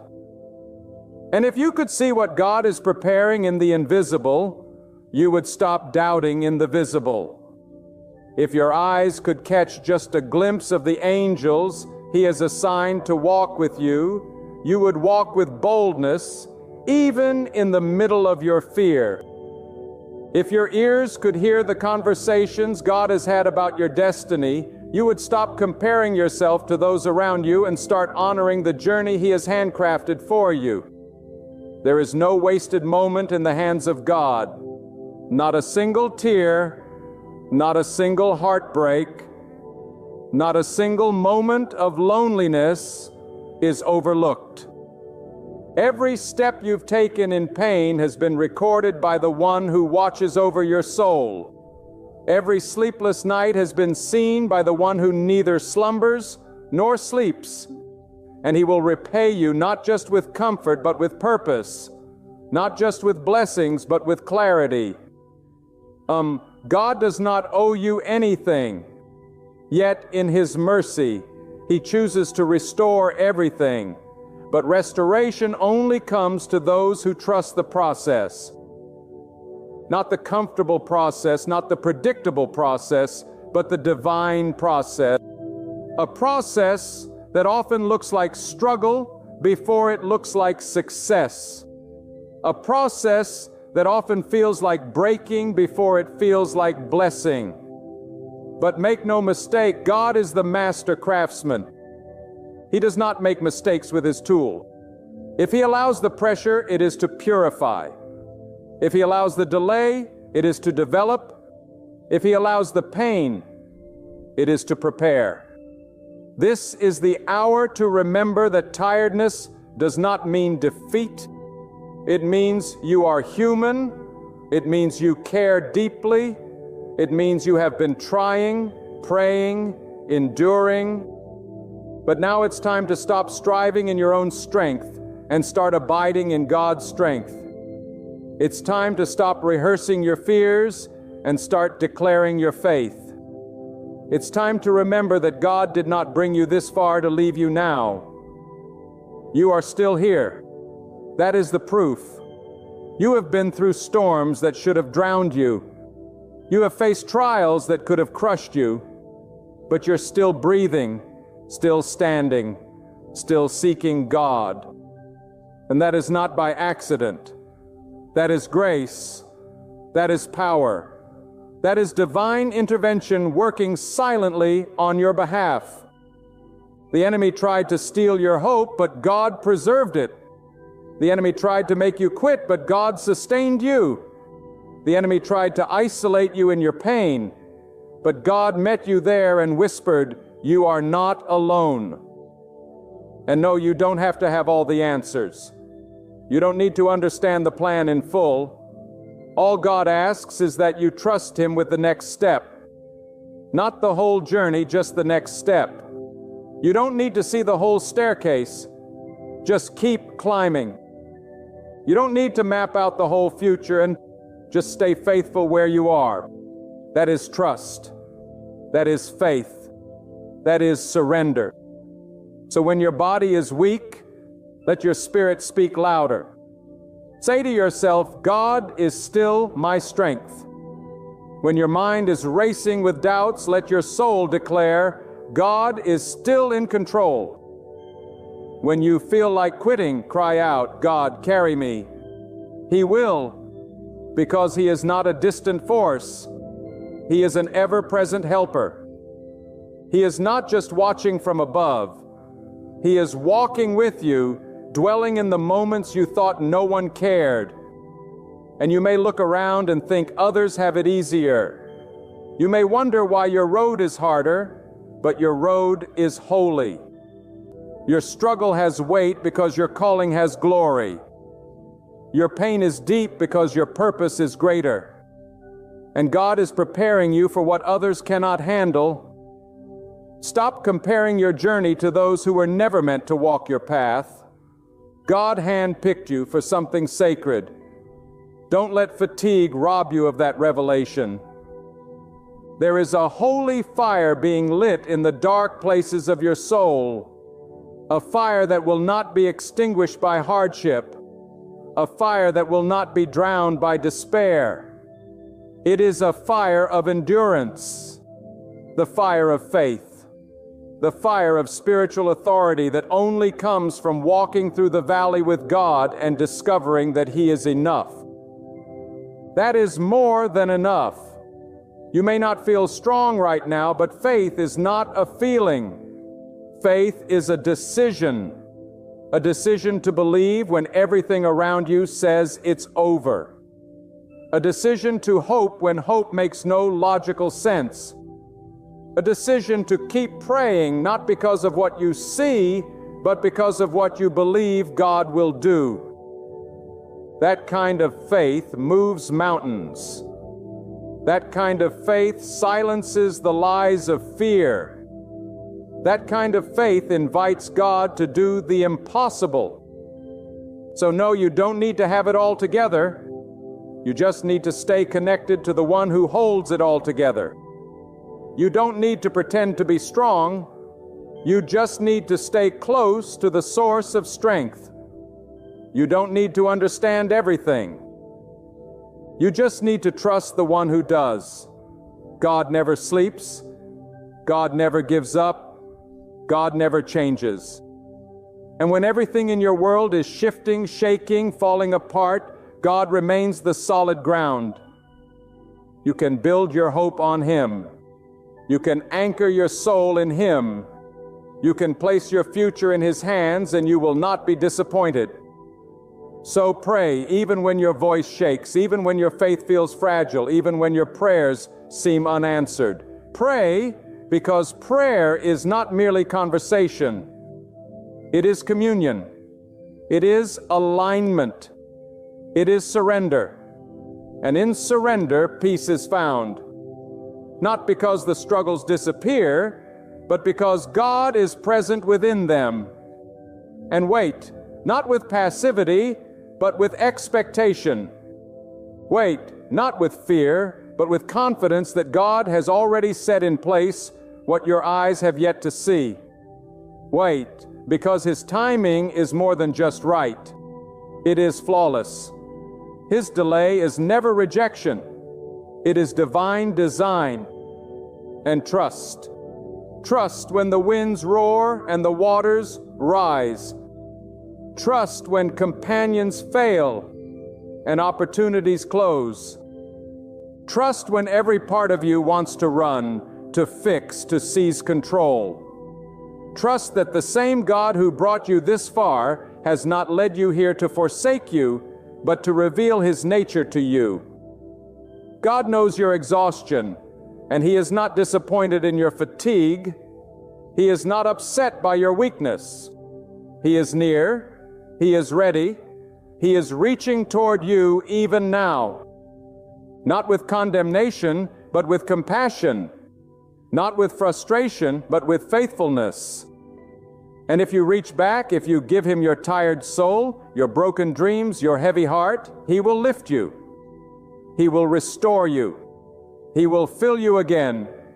'Cause God is not finished. God is still writing your story. And the chapter you're in may be hard, but it's not the last one. There is still purpose ahead. There is still joy ahead. There is still strength you've yet to walk in, blessings you've yet to see, and peace you've yet to feel. It's coming not because of your effort, but because of God's promise. And God always keeps His promises. There comes a point in every soul's journey when the darkness feels heavier than light, when the silence of the heavens feels louder than any shout, when the soul groans with words that can't be formed. That's not the end. That's the refining. That is where God meets you in ways that logic cannot explain. That is where faith matures, where trust is purified, and where you discover that God is not simply a refuge in times of ease, but a fortress in the hour of your greatest weakness. You learn that peace is not the absence of storms. Peace is the nearness of God while the storm rages on. You cannot measure God's presence by your emotions. Feelings are fleeting. They rise and fall like the tide. But the truth of God is constant.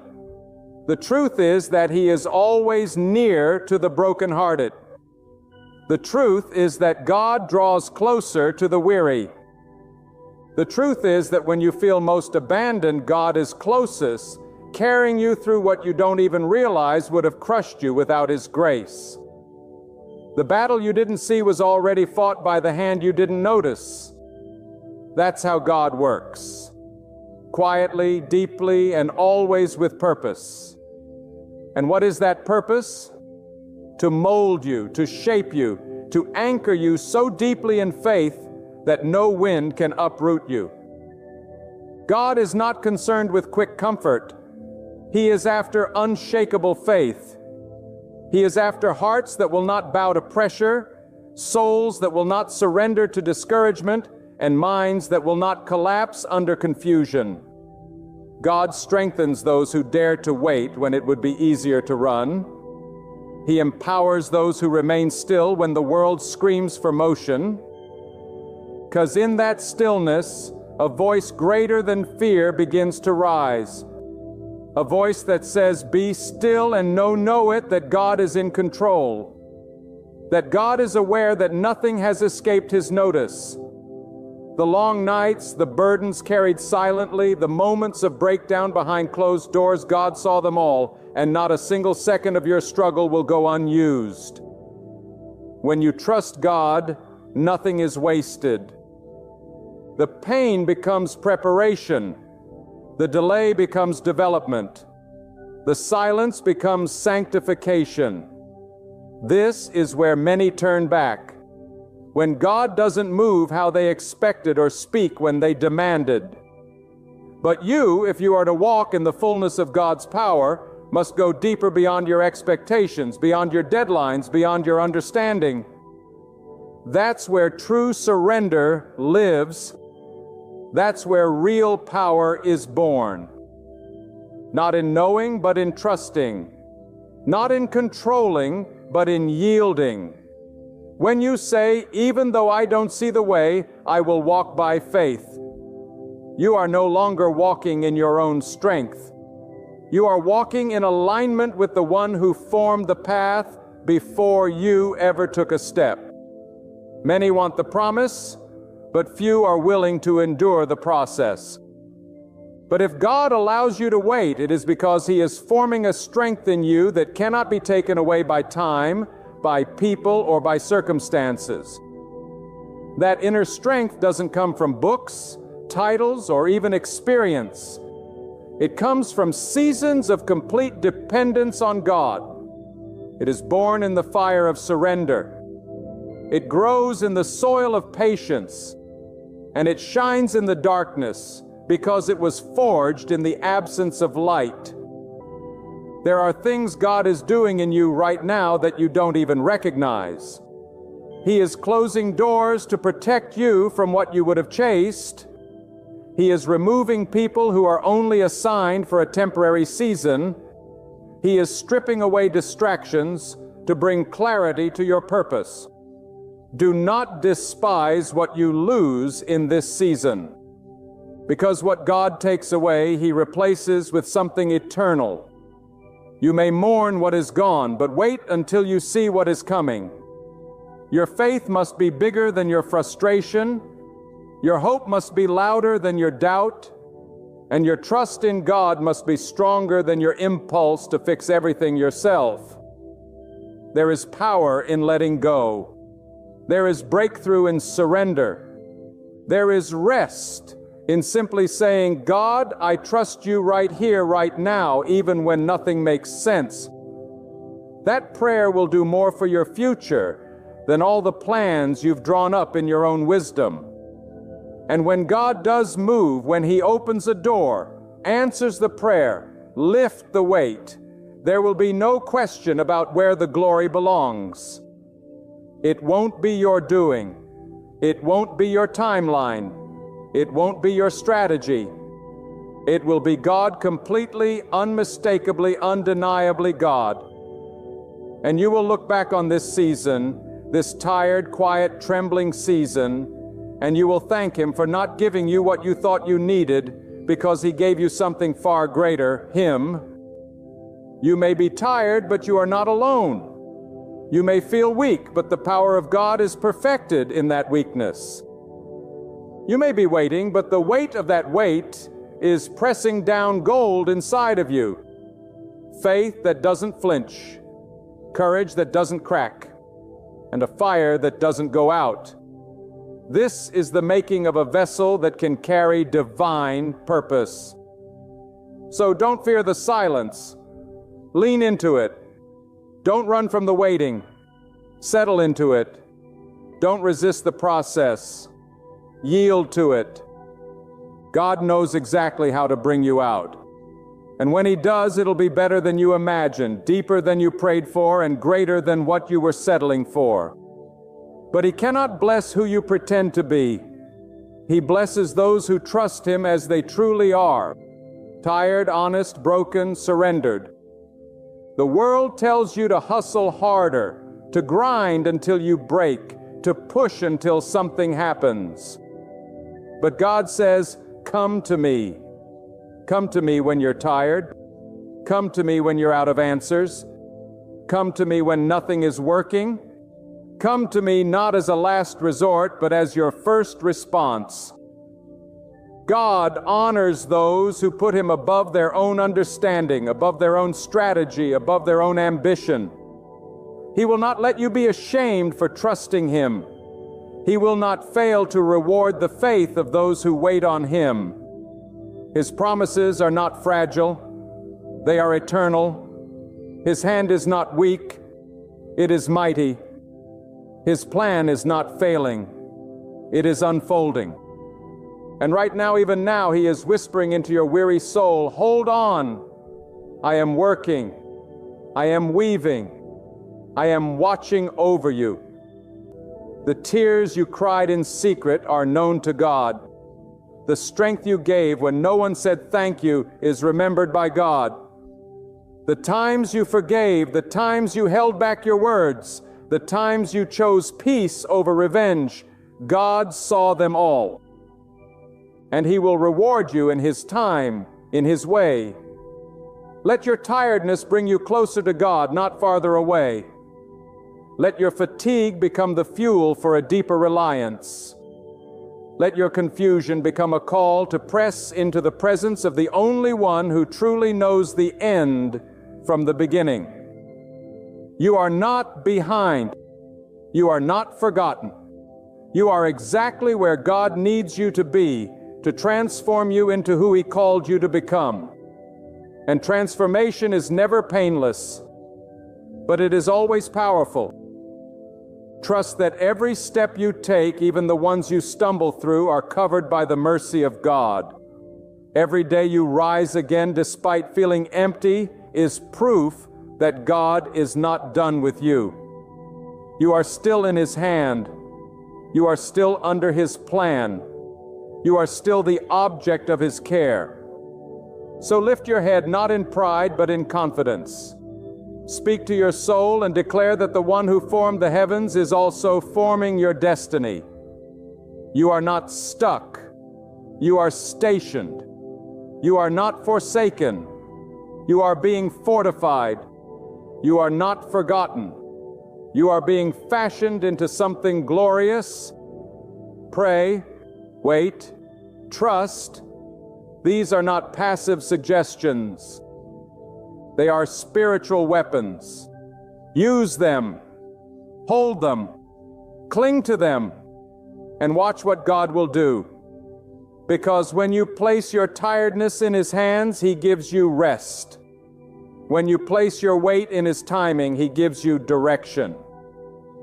And when you place your trust in His character, He gives you peace that surpasses all understanding. And that peace, that holy peace, is worth more than anything the world could ever offer. That is the peace of knowing that no matter what comes, You are in the hands of God. And when you are in the hands of God, no weapon formed against you shall prosper. No season of darkness can keep you buried. No amount of pain can disqualify your purpose, because God is not finished. God is moving. God is about to reveal what all of this pain was preparing you for. And when He does, it will be glorious.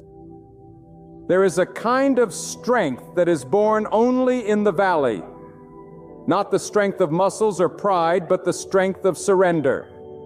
The kind of strength that looks up to the heavens and says, God, I cannot carry this another day without you. And God honors that. He honors the one who is bowed low in exhaustion, yet refuses to give up. He honors the soul that says, I don't understand, but I will still trust you. That kind of faith moves the heavens. That kind of heart captures the attention of God. Many think that divine favor always looks like prosperity and ease. But there is a deeper favor that often comes dressed in difficulty. It's the favor being chosen to walk through trials so that your faith may shine brighter than gold. It's the favor being hidden while others are celebrated, so that when you are revealed, you stand on something solid. It's the favor being refined in silence, so that when you speak, your words carry weight. Not just opinions, but power. God is not in a rush to showcase what He is still shaping. Do not despise the slow season. Do not curse the waiting, because God does not build shallow things. He takes His time with anything that carries eternal value. And you, beloved of God, are worth that time. Every delay is the divine hand at work. Every closed door is a redirection, not a rejection. Every silent moment is a holy pause that carries more meaning than the noise of 100 quick answers. You see, people may fail to recognize the value of your tears. They may not see the prayers you whisper in the dark. They may not notice the sacrifices you make behind the scenes. But God sees. God knows. God remembers. And when God repays, He repays in full, pressed down, shaken together, and overflowing in ways that no man can measure. His recompense is not limited to material gain. He repays with peace that guards your mind. He repays with favor that no system can block. He repays with purpose that turns past pain into present power. The world tells you to fix everything fast, patch it up, pretend, push through.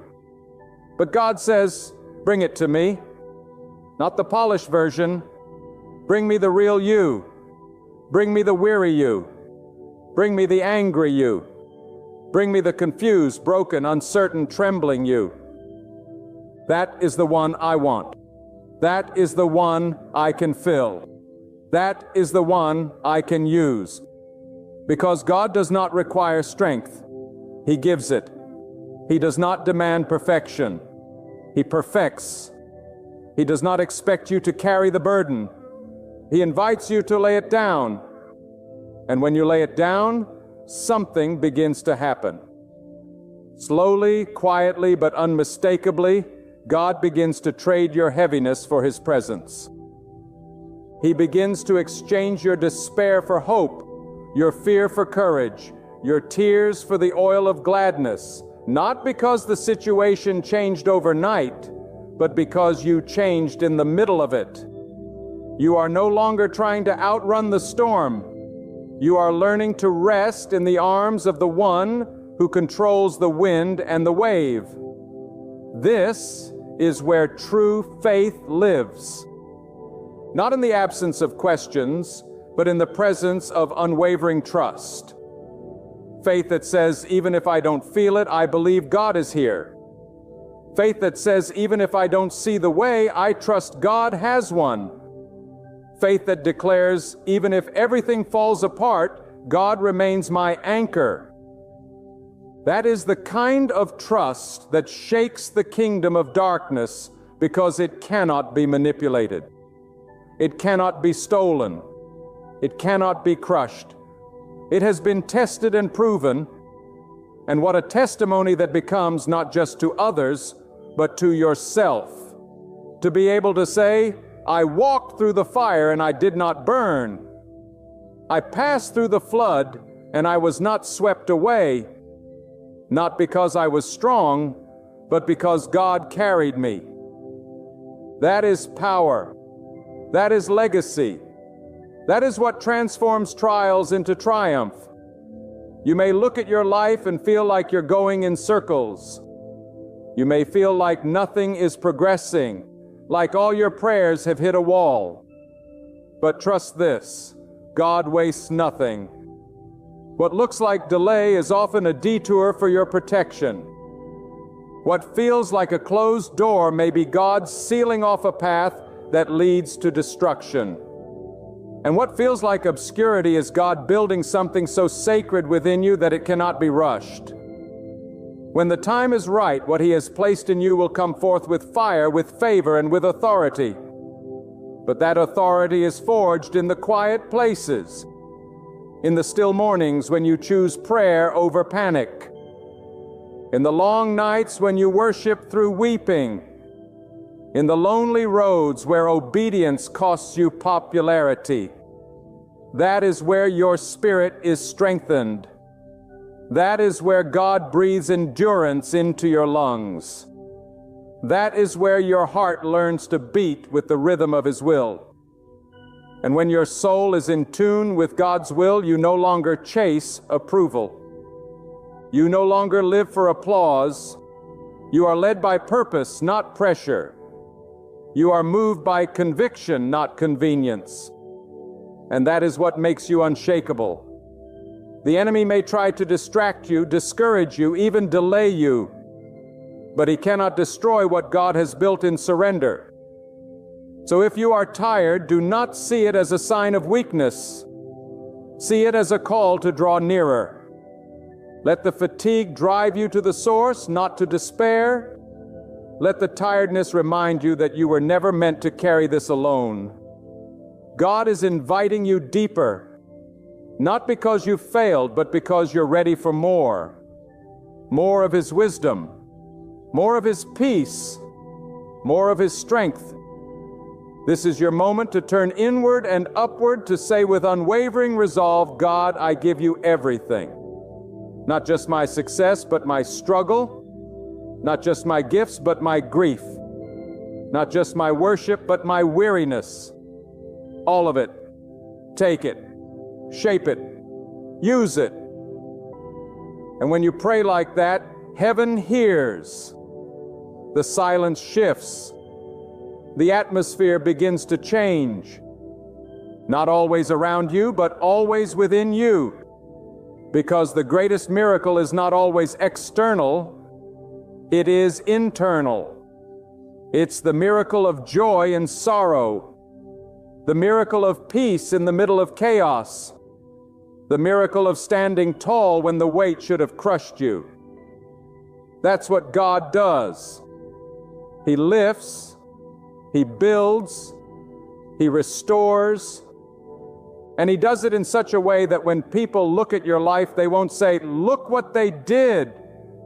They'll say, surely God was with them. So keep praying even when it feels dry. Keep waiting even when it feels endless. Keep trusting even when it feels risky. Because one moment in the presence of God can shift years of pain. One word from God can unlock doors you didn't even know existed. One move of His hand can settle every battle, silence every voice of doubt, and release every delayed blessing. And that moment is coming, not because of who you are, but because of who God is. Not because you've earned it, but because He is faithful. He is just. He is merciful. And He is reaching for you now, not just to lift you out, but to bring you through. not just to change your situation, but to transform you in the middle of it. So rise even if you rise slowly. Speak even if your voice shakes. Hope even if your heart is still healing. Because the God who sustains the stars knows your name. And He is not finished. Not now, not ever. Keep your eyes on Him. Keep your heart open to Him. Keep your life surrendered before Him. For those who wait on God shall never be put to shame. So now I speak to the one who is weary, to the soul that has been holding on by a thread, to the heart that has prayed 1,000 times with tears soaking the pillow in the dark. This is not the end for you. This is not your defeat. This is the threshold of something greater. A life anchored not in circumstance, but in the eternal strength of God. You were never meant to walk this path in your own strength. You were created to walk with God, to lean on Him when the road is too heavy, to rest in Him when your soul can go no further. Let today be the day you stop pretending you're fine when your soul is cracking beneath the weight. Let this be the moment you stop carrying what you were never meant to carry alone.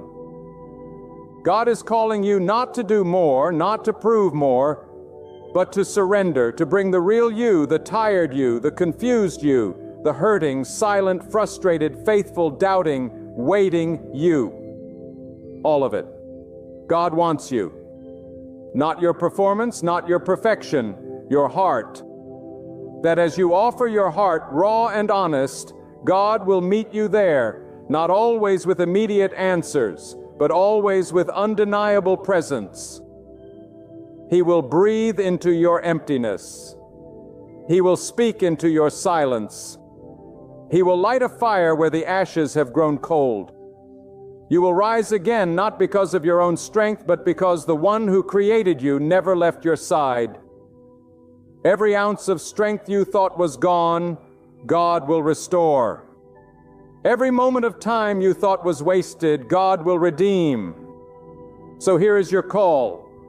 Return to God, not with half-hearted words, but with full surrender. Examine your life. Ask yourself, have I been trying to control what only God can? Have I allowed fear to silence my faith? Have I stopped praying because I assume God stopped listening? Have I placed my trust in temporary things instead of the eternal presence of God? Let this be your awakening. Let this be the holy pause where you drop your burden and take hold of the hand of the one who has always been reaching for you. Renew your purpose not by chasing what the world applauds, but by pursuing the path God has designed for your soul. You are not here by accident. You are not tired without reason. That weariness is sacred. It's the alarm that it's time to return, to realign, to rest in God again. You've tried doing it on your own. Now watch what happens when you fully trust the one who holds time, breath, and destiny in his hands.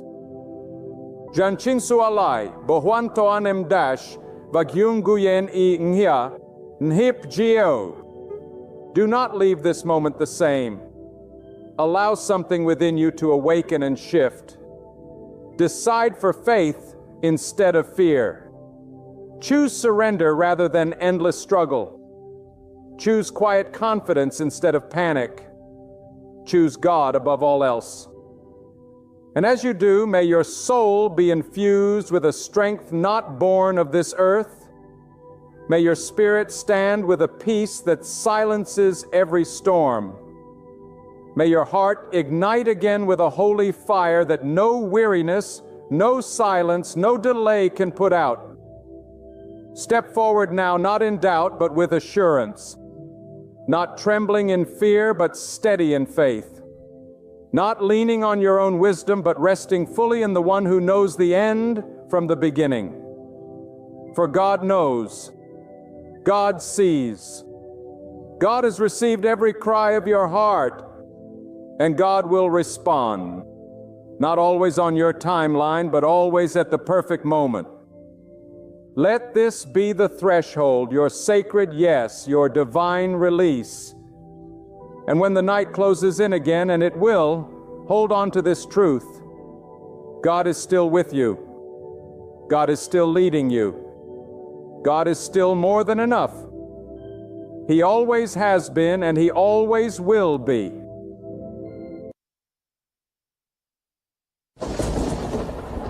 Friends, listen with everything you have, because this instant is far from ordinary. This is a divine appointment. You did not find this message by chance. You did not press play out of mere curiosity. No, you are here because God set this very second aside to remind you that His work in you is not finished. He has not forgotten what was stolen from you. He has not missed the tears you shed alone.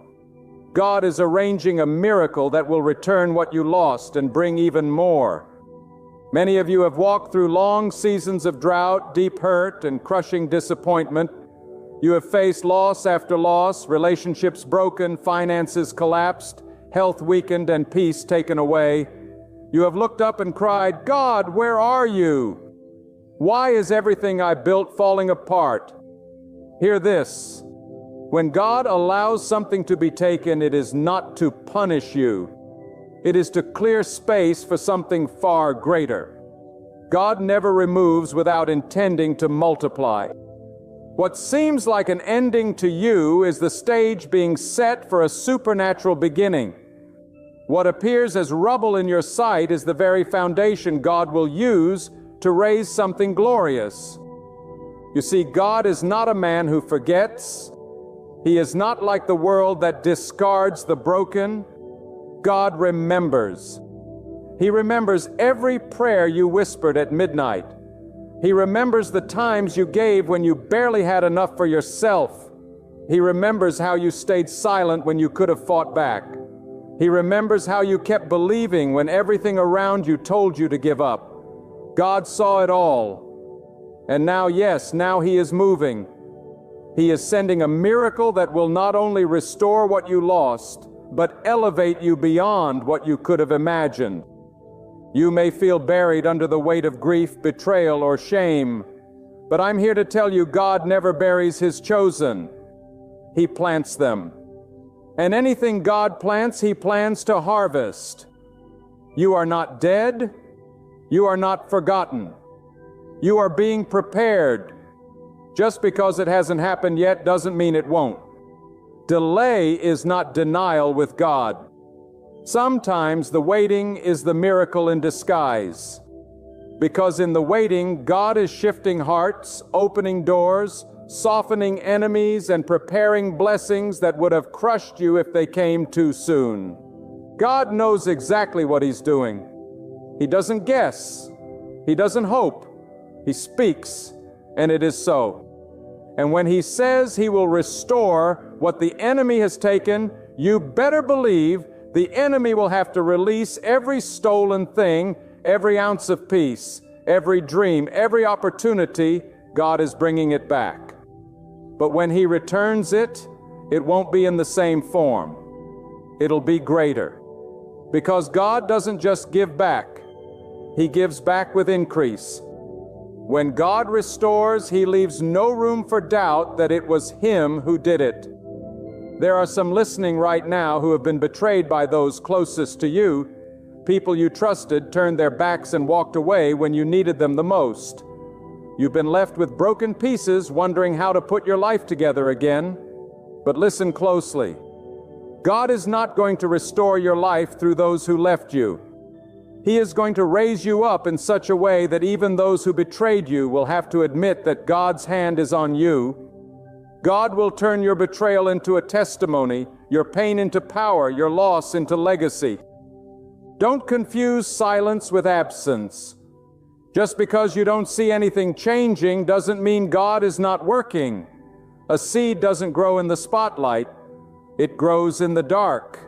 When no one's watching, when no one's clapping, when everything seems still, that's when roots go deep. That's when God builds your foundation so strong that when the blessing finally bursts forth, it will not collapse under the weight of glory. God is training you in the shadows for a destiny that will shine in the light. Some of you have cried out, "God, how much longer?" You're tired, weary, at the edge of giving up. But I urge you, don't give up in the hallway just because the door hasn't opened yet. God is still the God of sudden moments. In the blink of an eye, everything can shift. He can send one phone call, one connection, one breakthrough that will change the entire course of your life. And it won't be by your effort. It will be by His hand.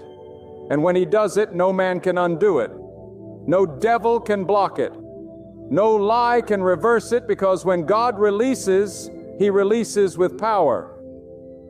God is not intimidated by your mess. He is not afraid of what broke you. He is not disgusted by your weakness. In fact, He is closest when you feel the most unworthy. God is not looking for the strongest. He is looking for the surrendered. He's not waiting for perfection. He's waiting for trust. When you give God your broken pieces, He creates beauty. No man can replicate. When you say, "God, I can't do this anymore," that's when He says, "Now let me show you what I can do." Some of you need to stop trying to fix everything on your own. You've been exhausting your strength trying to make things happen. But the miracle God is preparing will not come through striving. It will come through surrender. When you step back and let God step in, that's when the impossible becomes possible. God never failed. He never lies. He never abandons. What He promised you will come to pass, not because you deserve it, but because He is faithful. Even when you're not, He is. I want to speak directly to the person who lost something so dear it broke your soul. You've been asking, will I ever feel whole again? The answer is yes. Not because time heals all wounds, but because God does. God specializes in restoration, and He doesn't restore halfway. He restores fully, completely, and with purpose. You may have lost years, but God can redeem time. You may have lost relationships, but God can send people who honor and value you.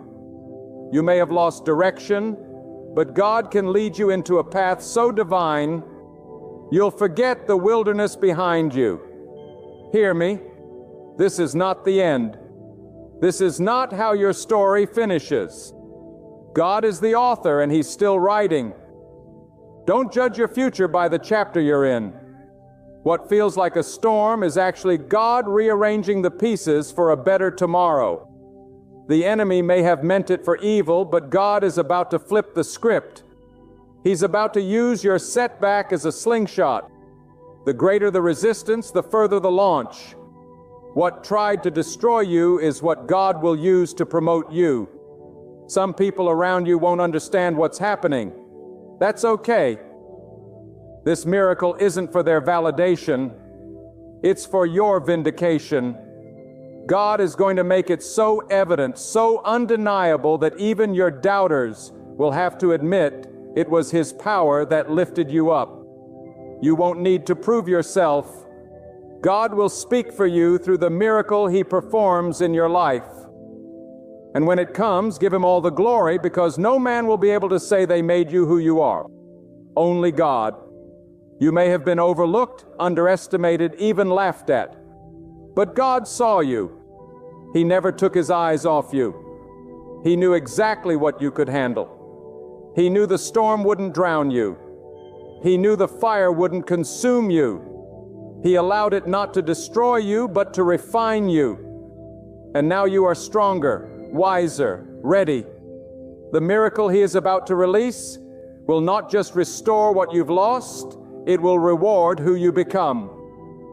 You had to go through the valley to carry the victory with humility.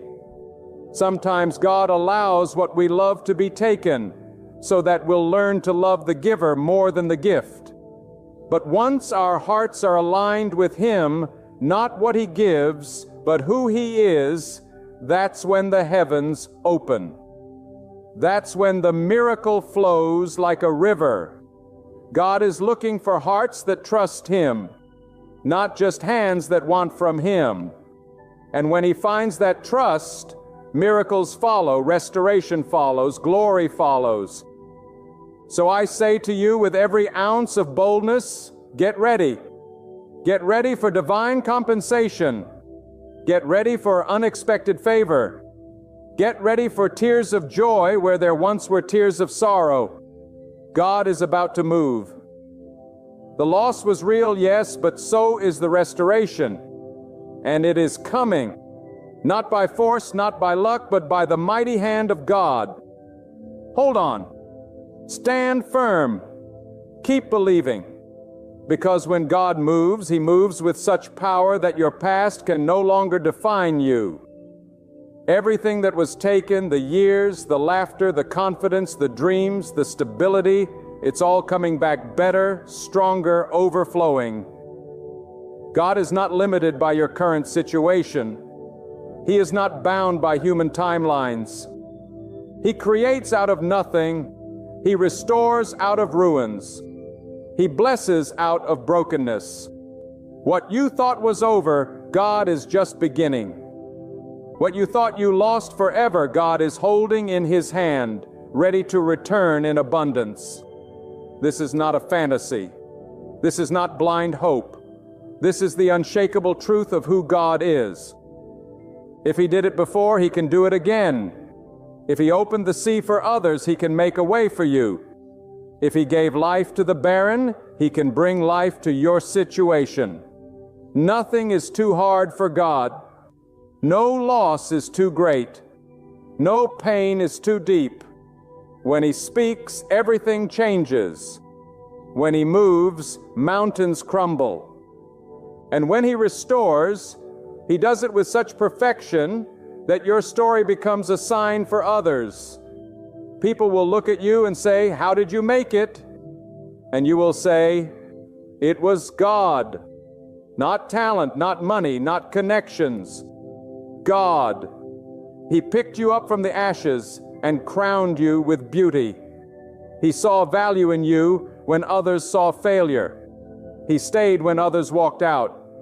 And now He is bringing a miracle to restore it all. Because that's who He is. That's what He does. And He's doing it now. Even as you listen, even as you weep, even as you hope again, God is releasing a miracle that restores all you lost. Let me tell you something, and I want you to let this truth burn into your soul. When everything in your life appears shattered, when every door seems closed, when everyone you trusted has turned their back on you, that is not the end. That is the moment when the power of God is closest. That is the moment when the winds of restoration begin to stir in the unseen.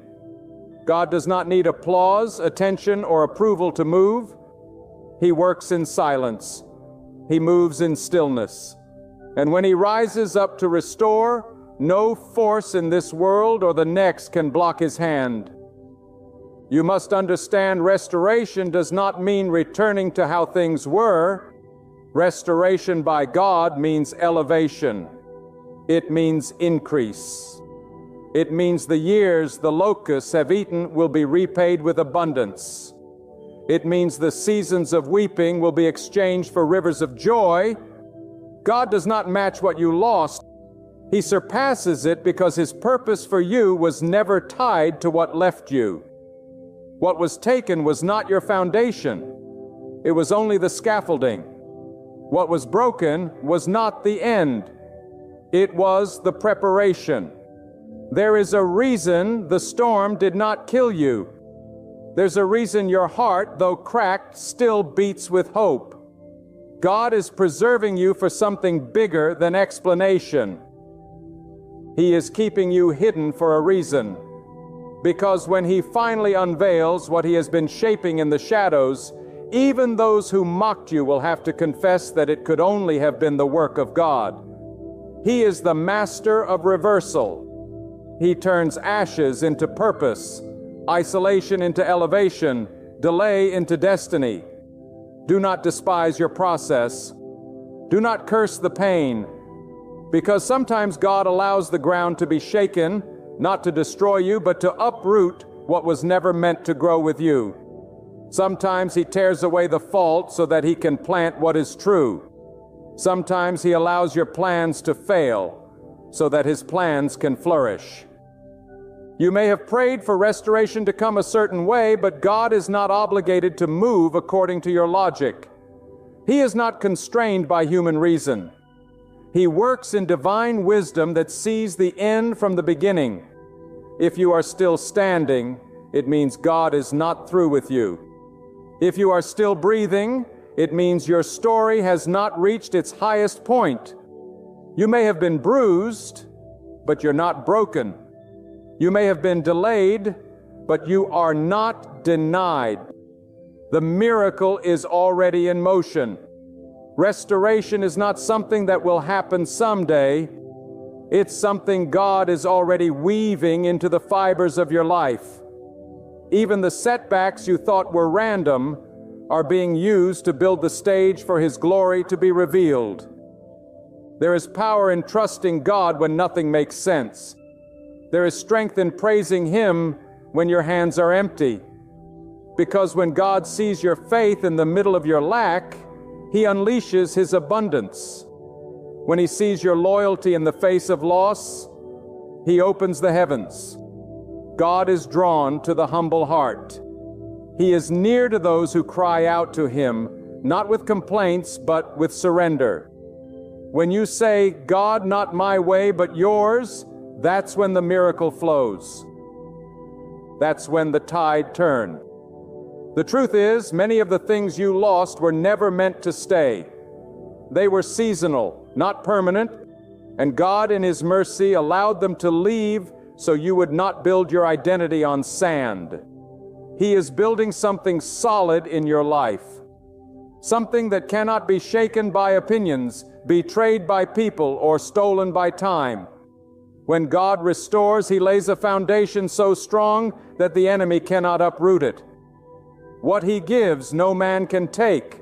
What He blesses, no curse can reverse. Some of you are still living in regret, clinging to the memories of what was. But hear me, God does not operate in the past. He operates in the present to prepare you for a greater future.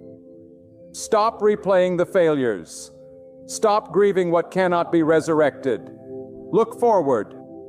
God is ahead of you, not behind you. He is not rehearsing your history.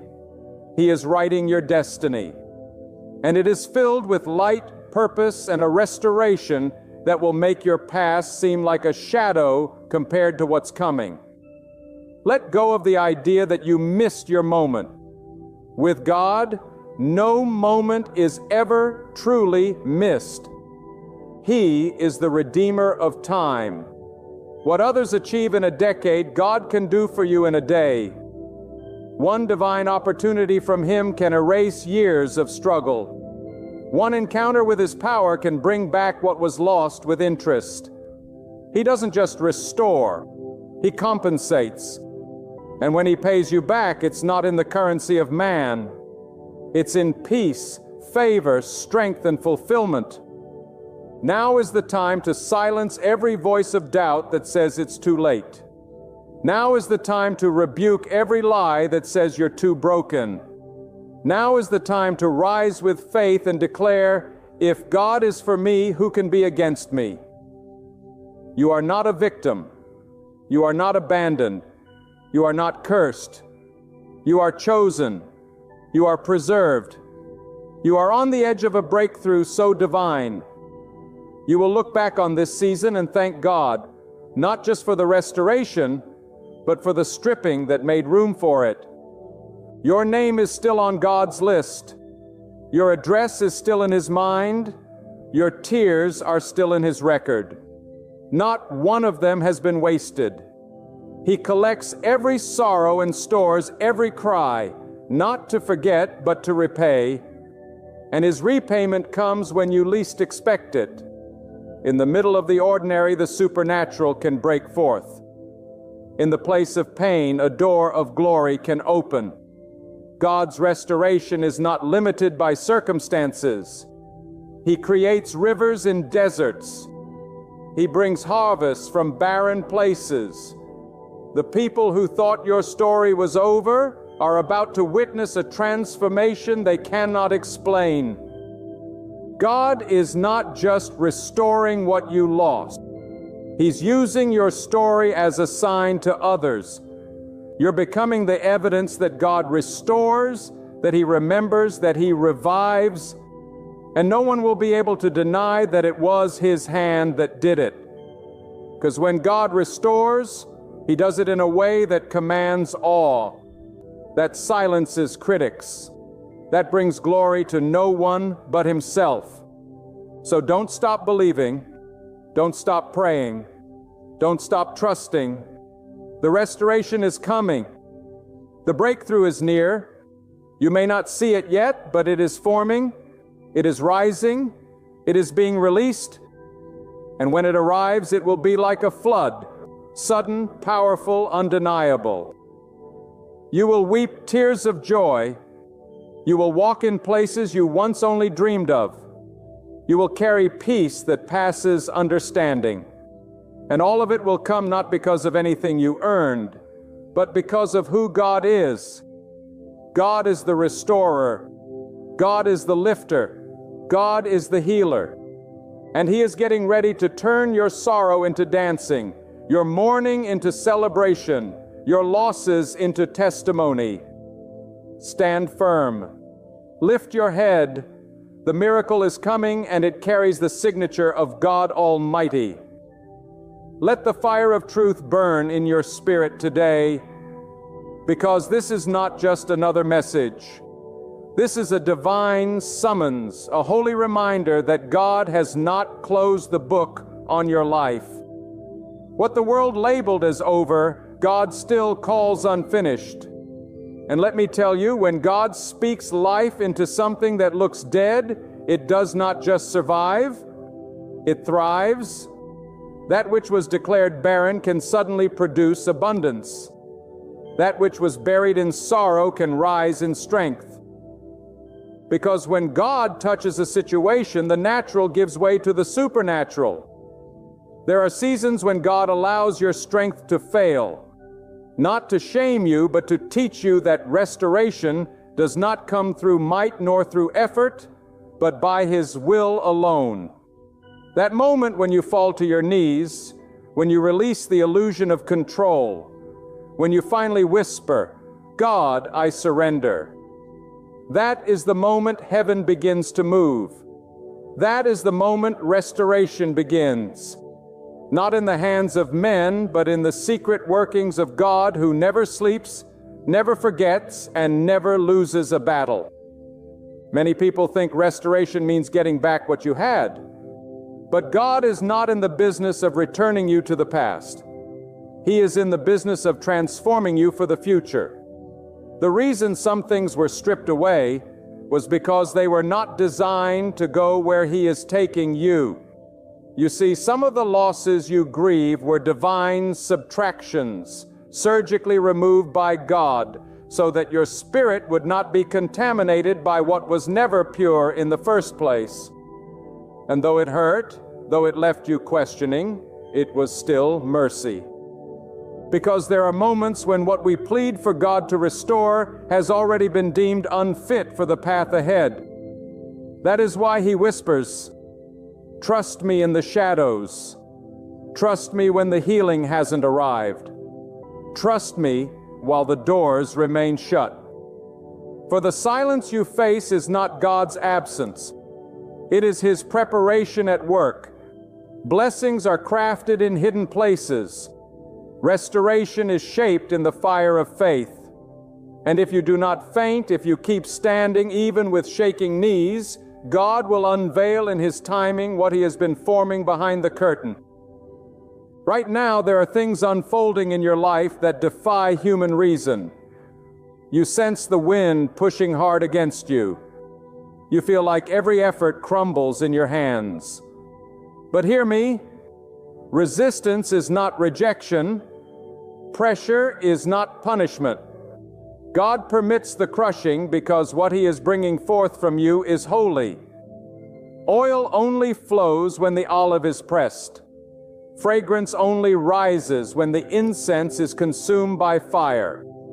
And true strength is born only when the soul has learned to trust Him in the unseen. God is not interested in patchwork solutions. He doesn't bandage wounds. He heals them from the inside out. And when He heals, He leaves no scar that controls you. He removes the sting of the past. He wipes the slate clean, not to forget your story, but to give you the authority to stand on it. Because what tried to destroy you will become the very platform God uses to elevate you. What tried to silence you will become the very melody God uses to speak through you. This is restoration with purpose, not just for comfort, but for calling. There is a restoration that carries weight, not the weight of sorrow, but the weight of glory. And when God places this upon your life, you begin to walk differently. You begin to speak with authority. You begin to discern what is meant for you and what is a distraction, because now you have walked through fire and survived. Now you have been emptied of self and filled with a greater strength. And that strength does not come from books or from people. It comes from time spent in the presence of God. From battles fought in silence, from surrender offered with tears, from nights of wrestling and mornings of renewed hope. Some of you think it's too late. You believe your age, your past, your mistakes have disqualified you from the promise. But hear this. God's timeline is not dictated by the calendar of men. He can do in one day what would take man a lifetime. He can raise the overlooked, the outcast, the forgotten, and place them in positions of influence for His glory.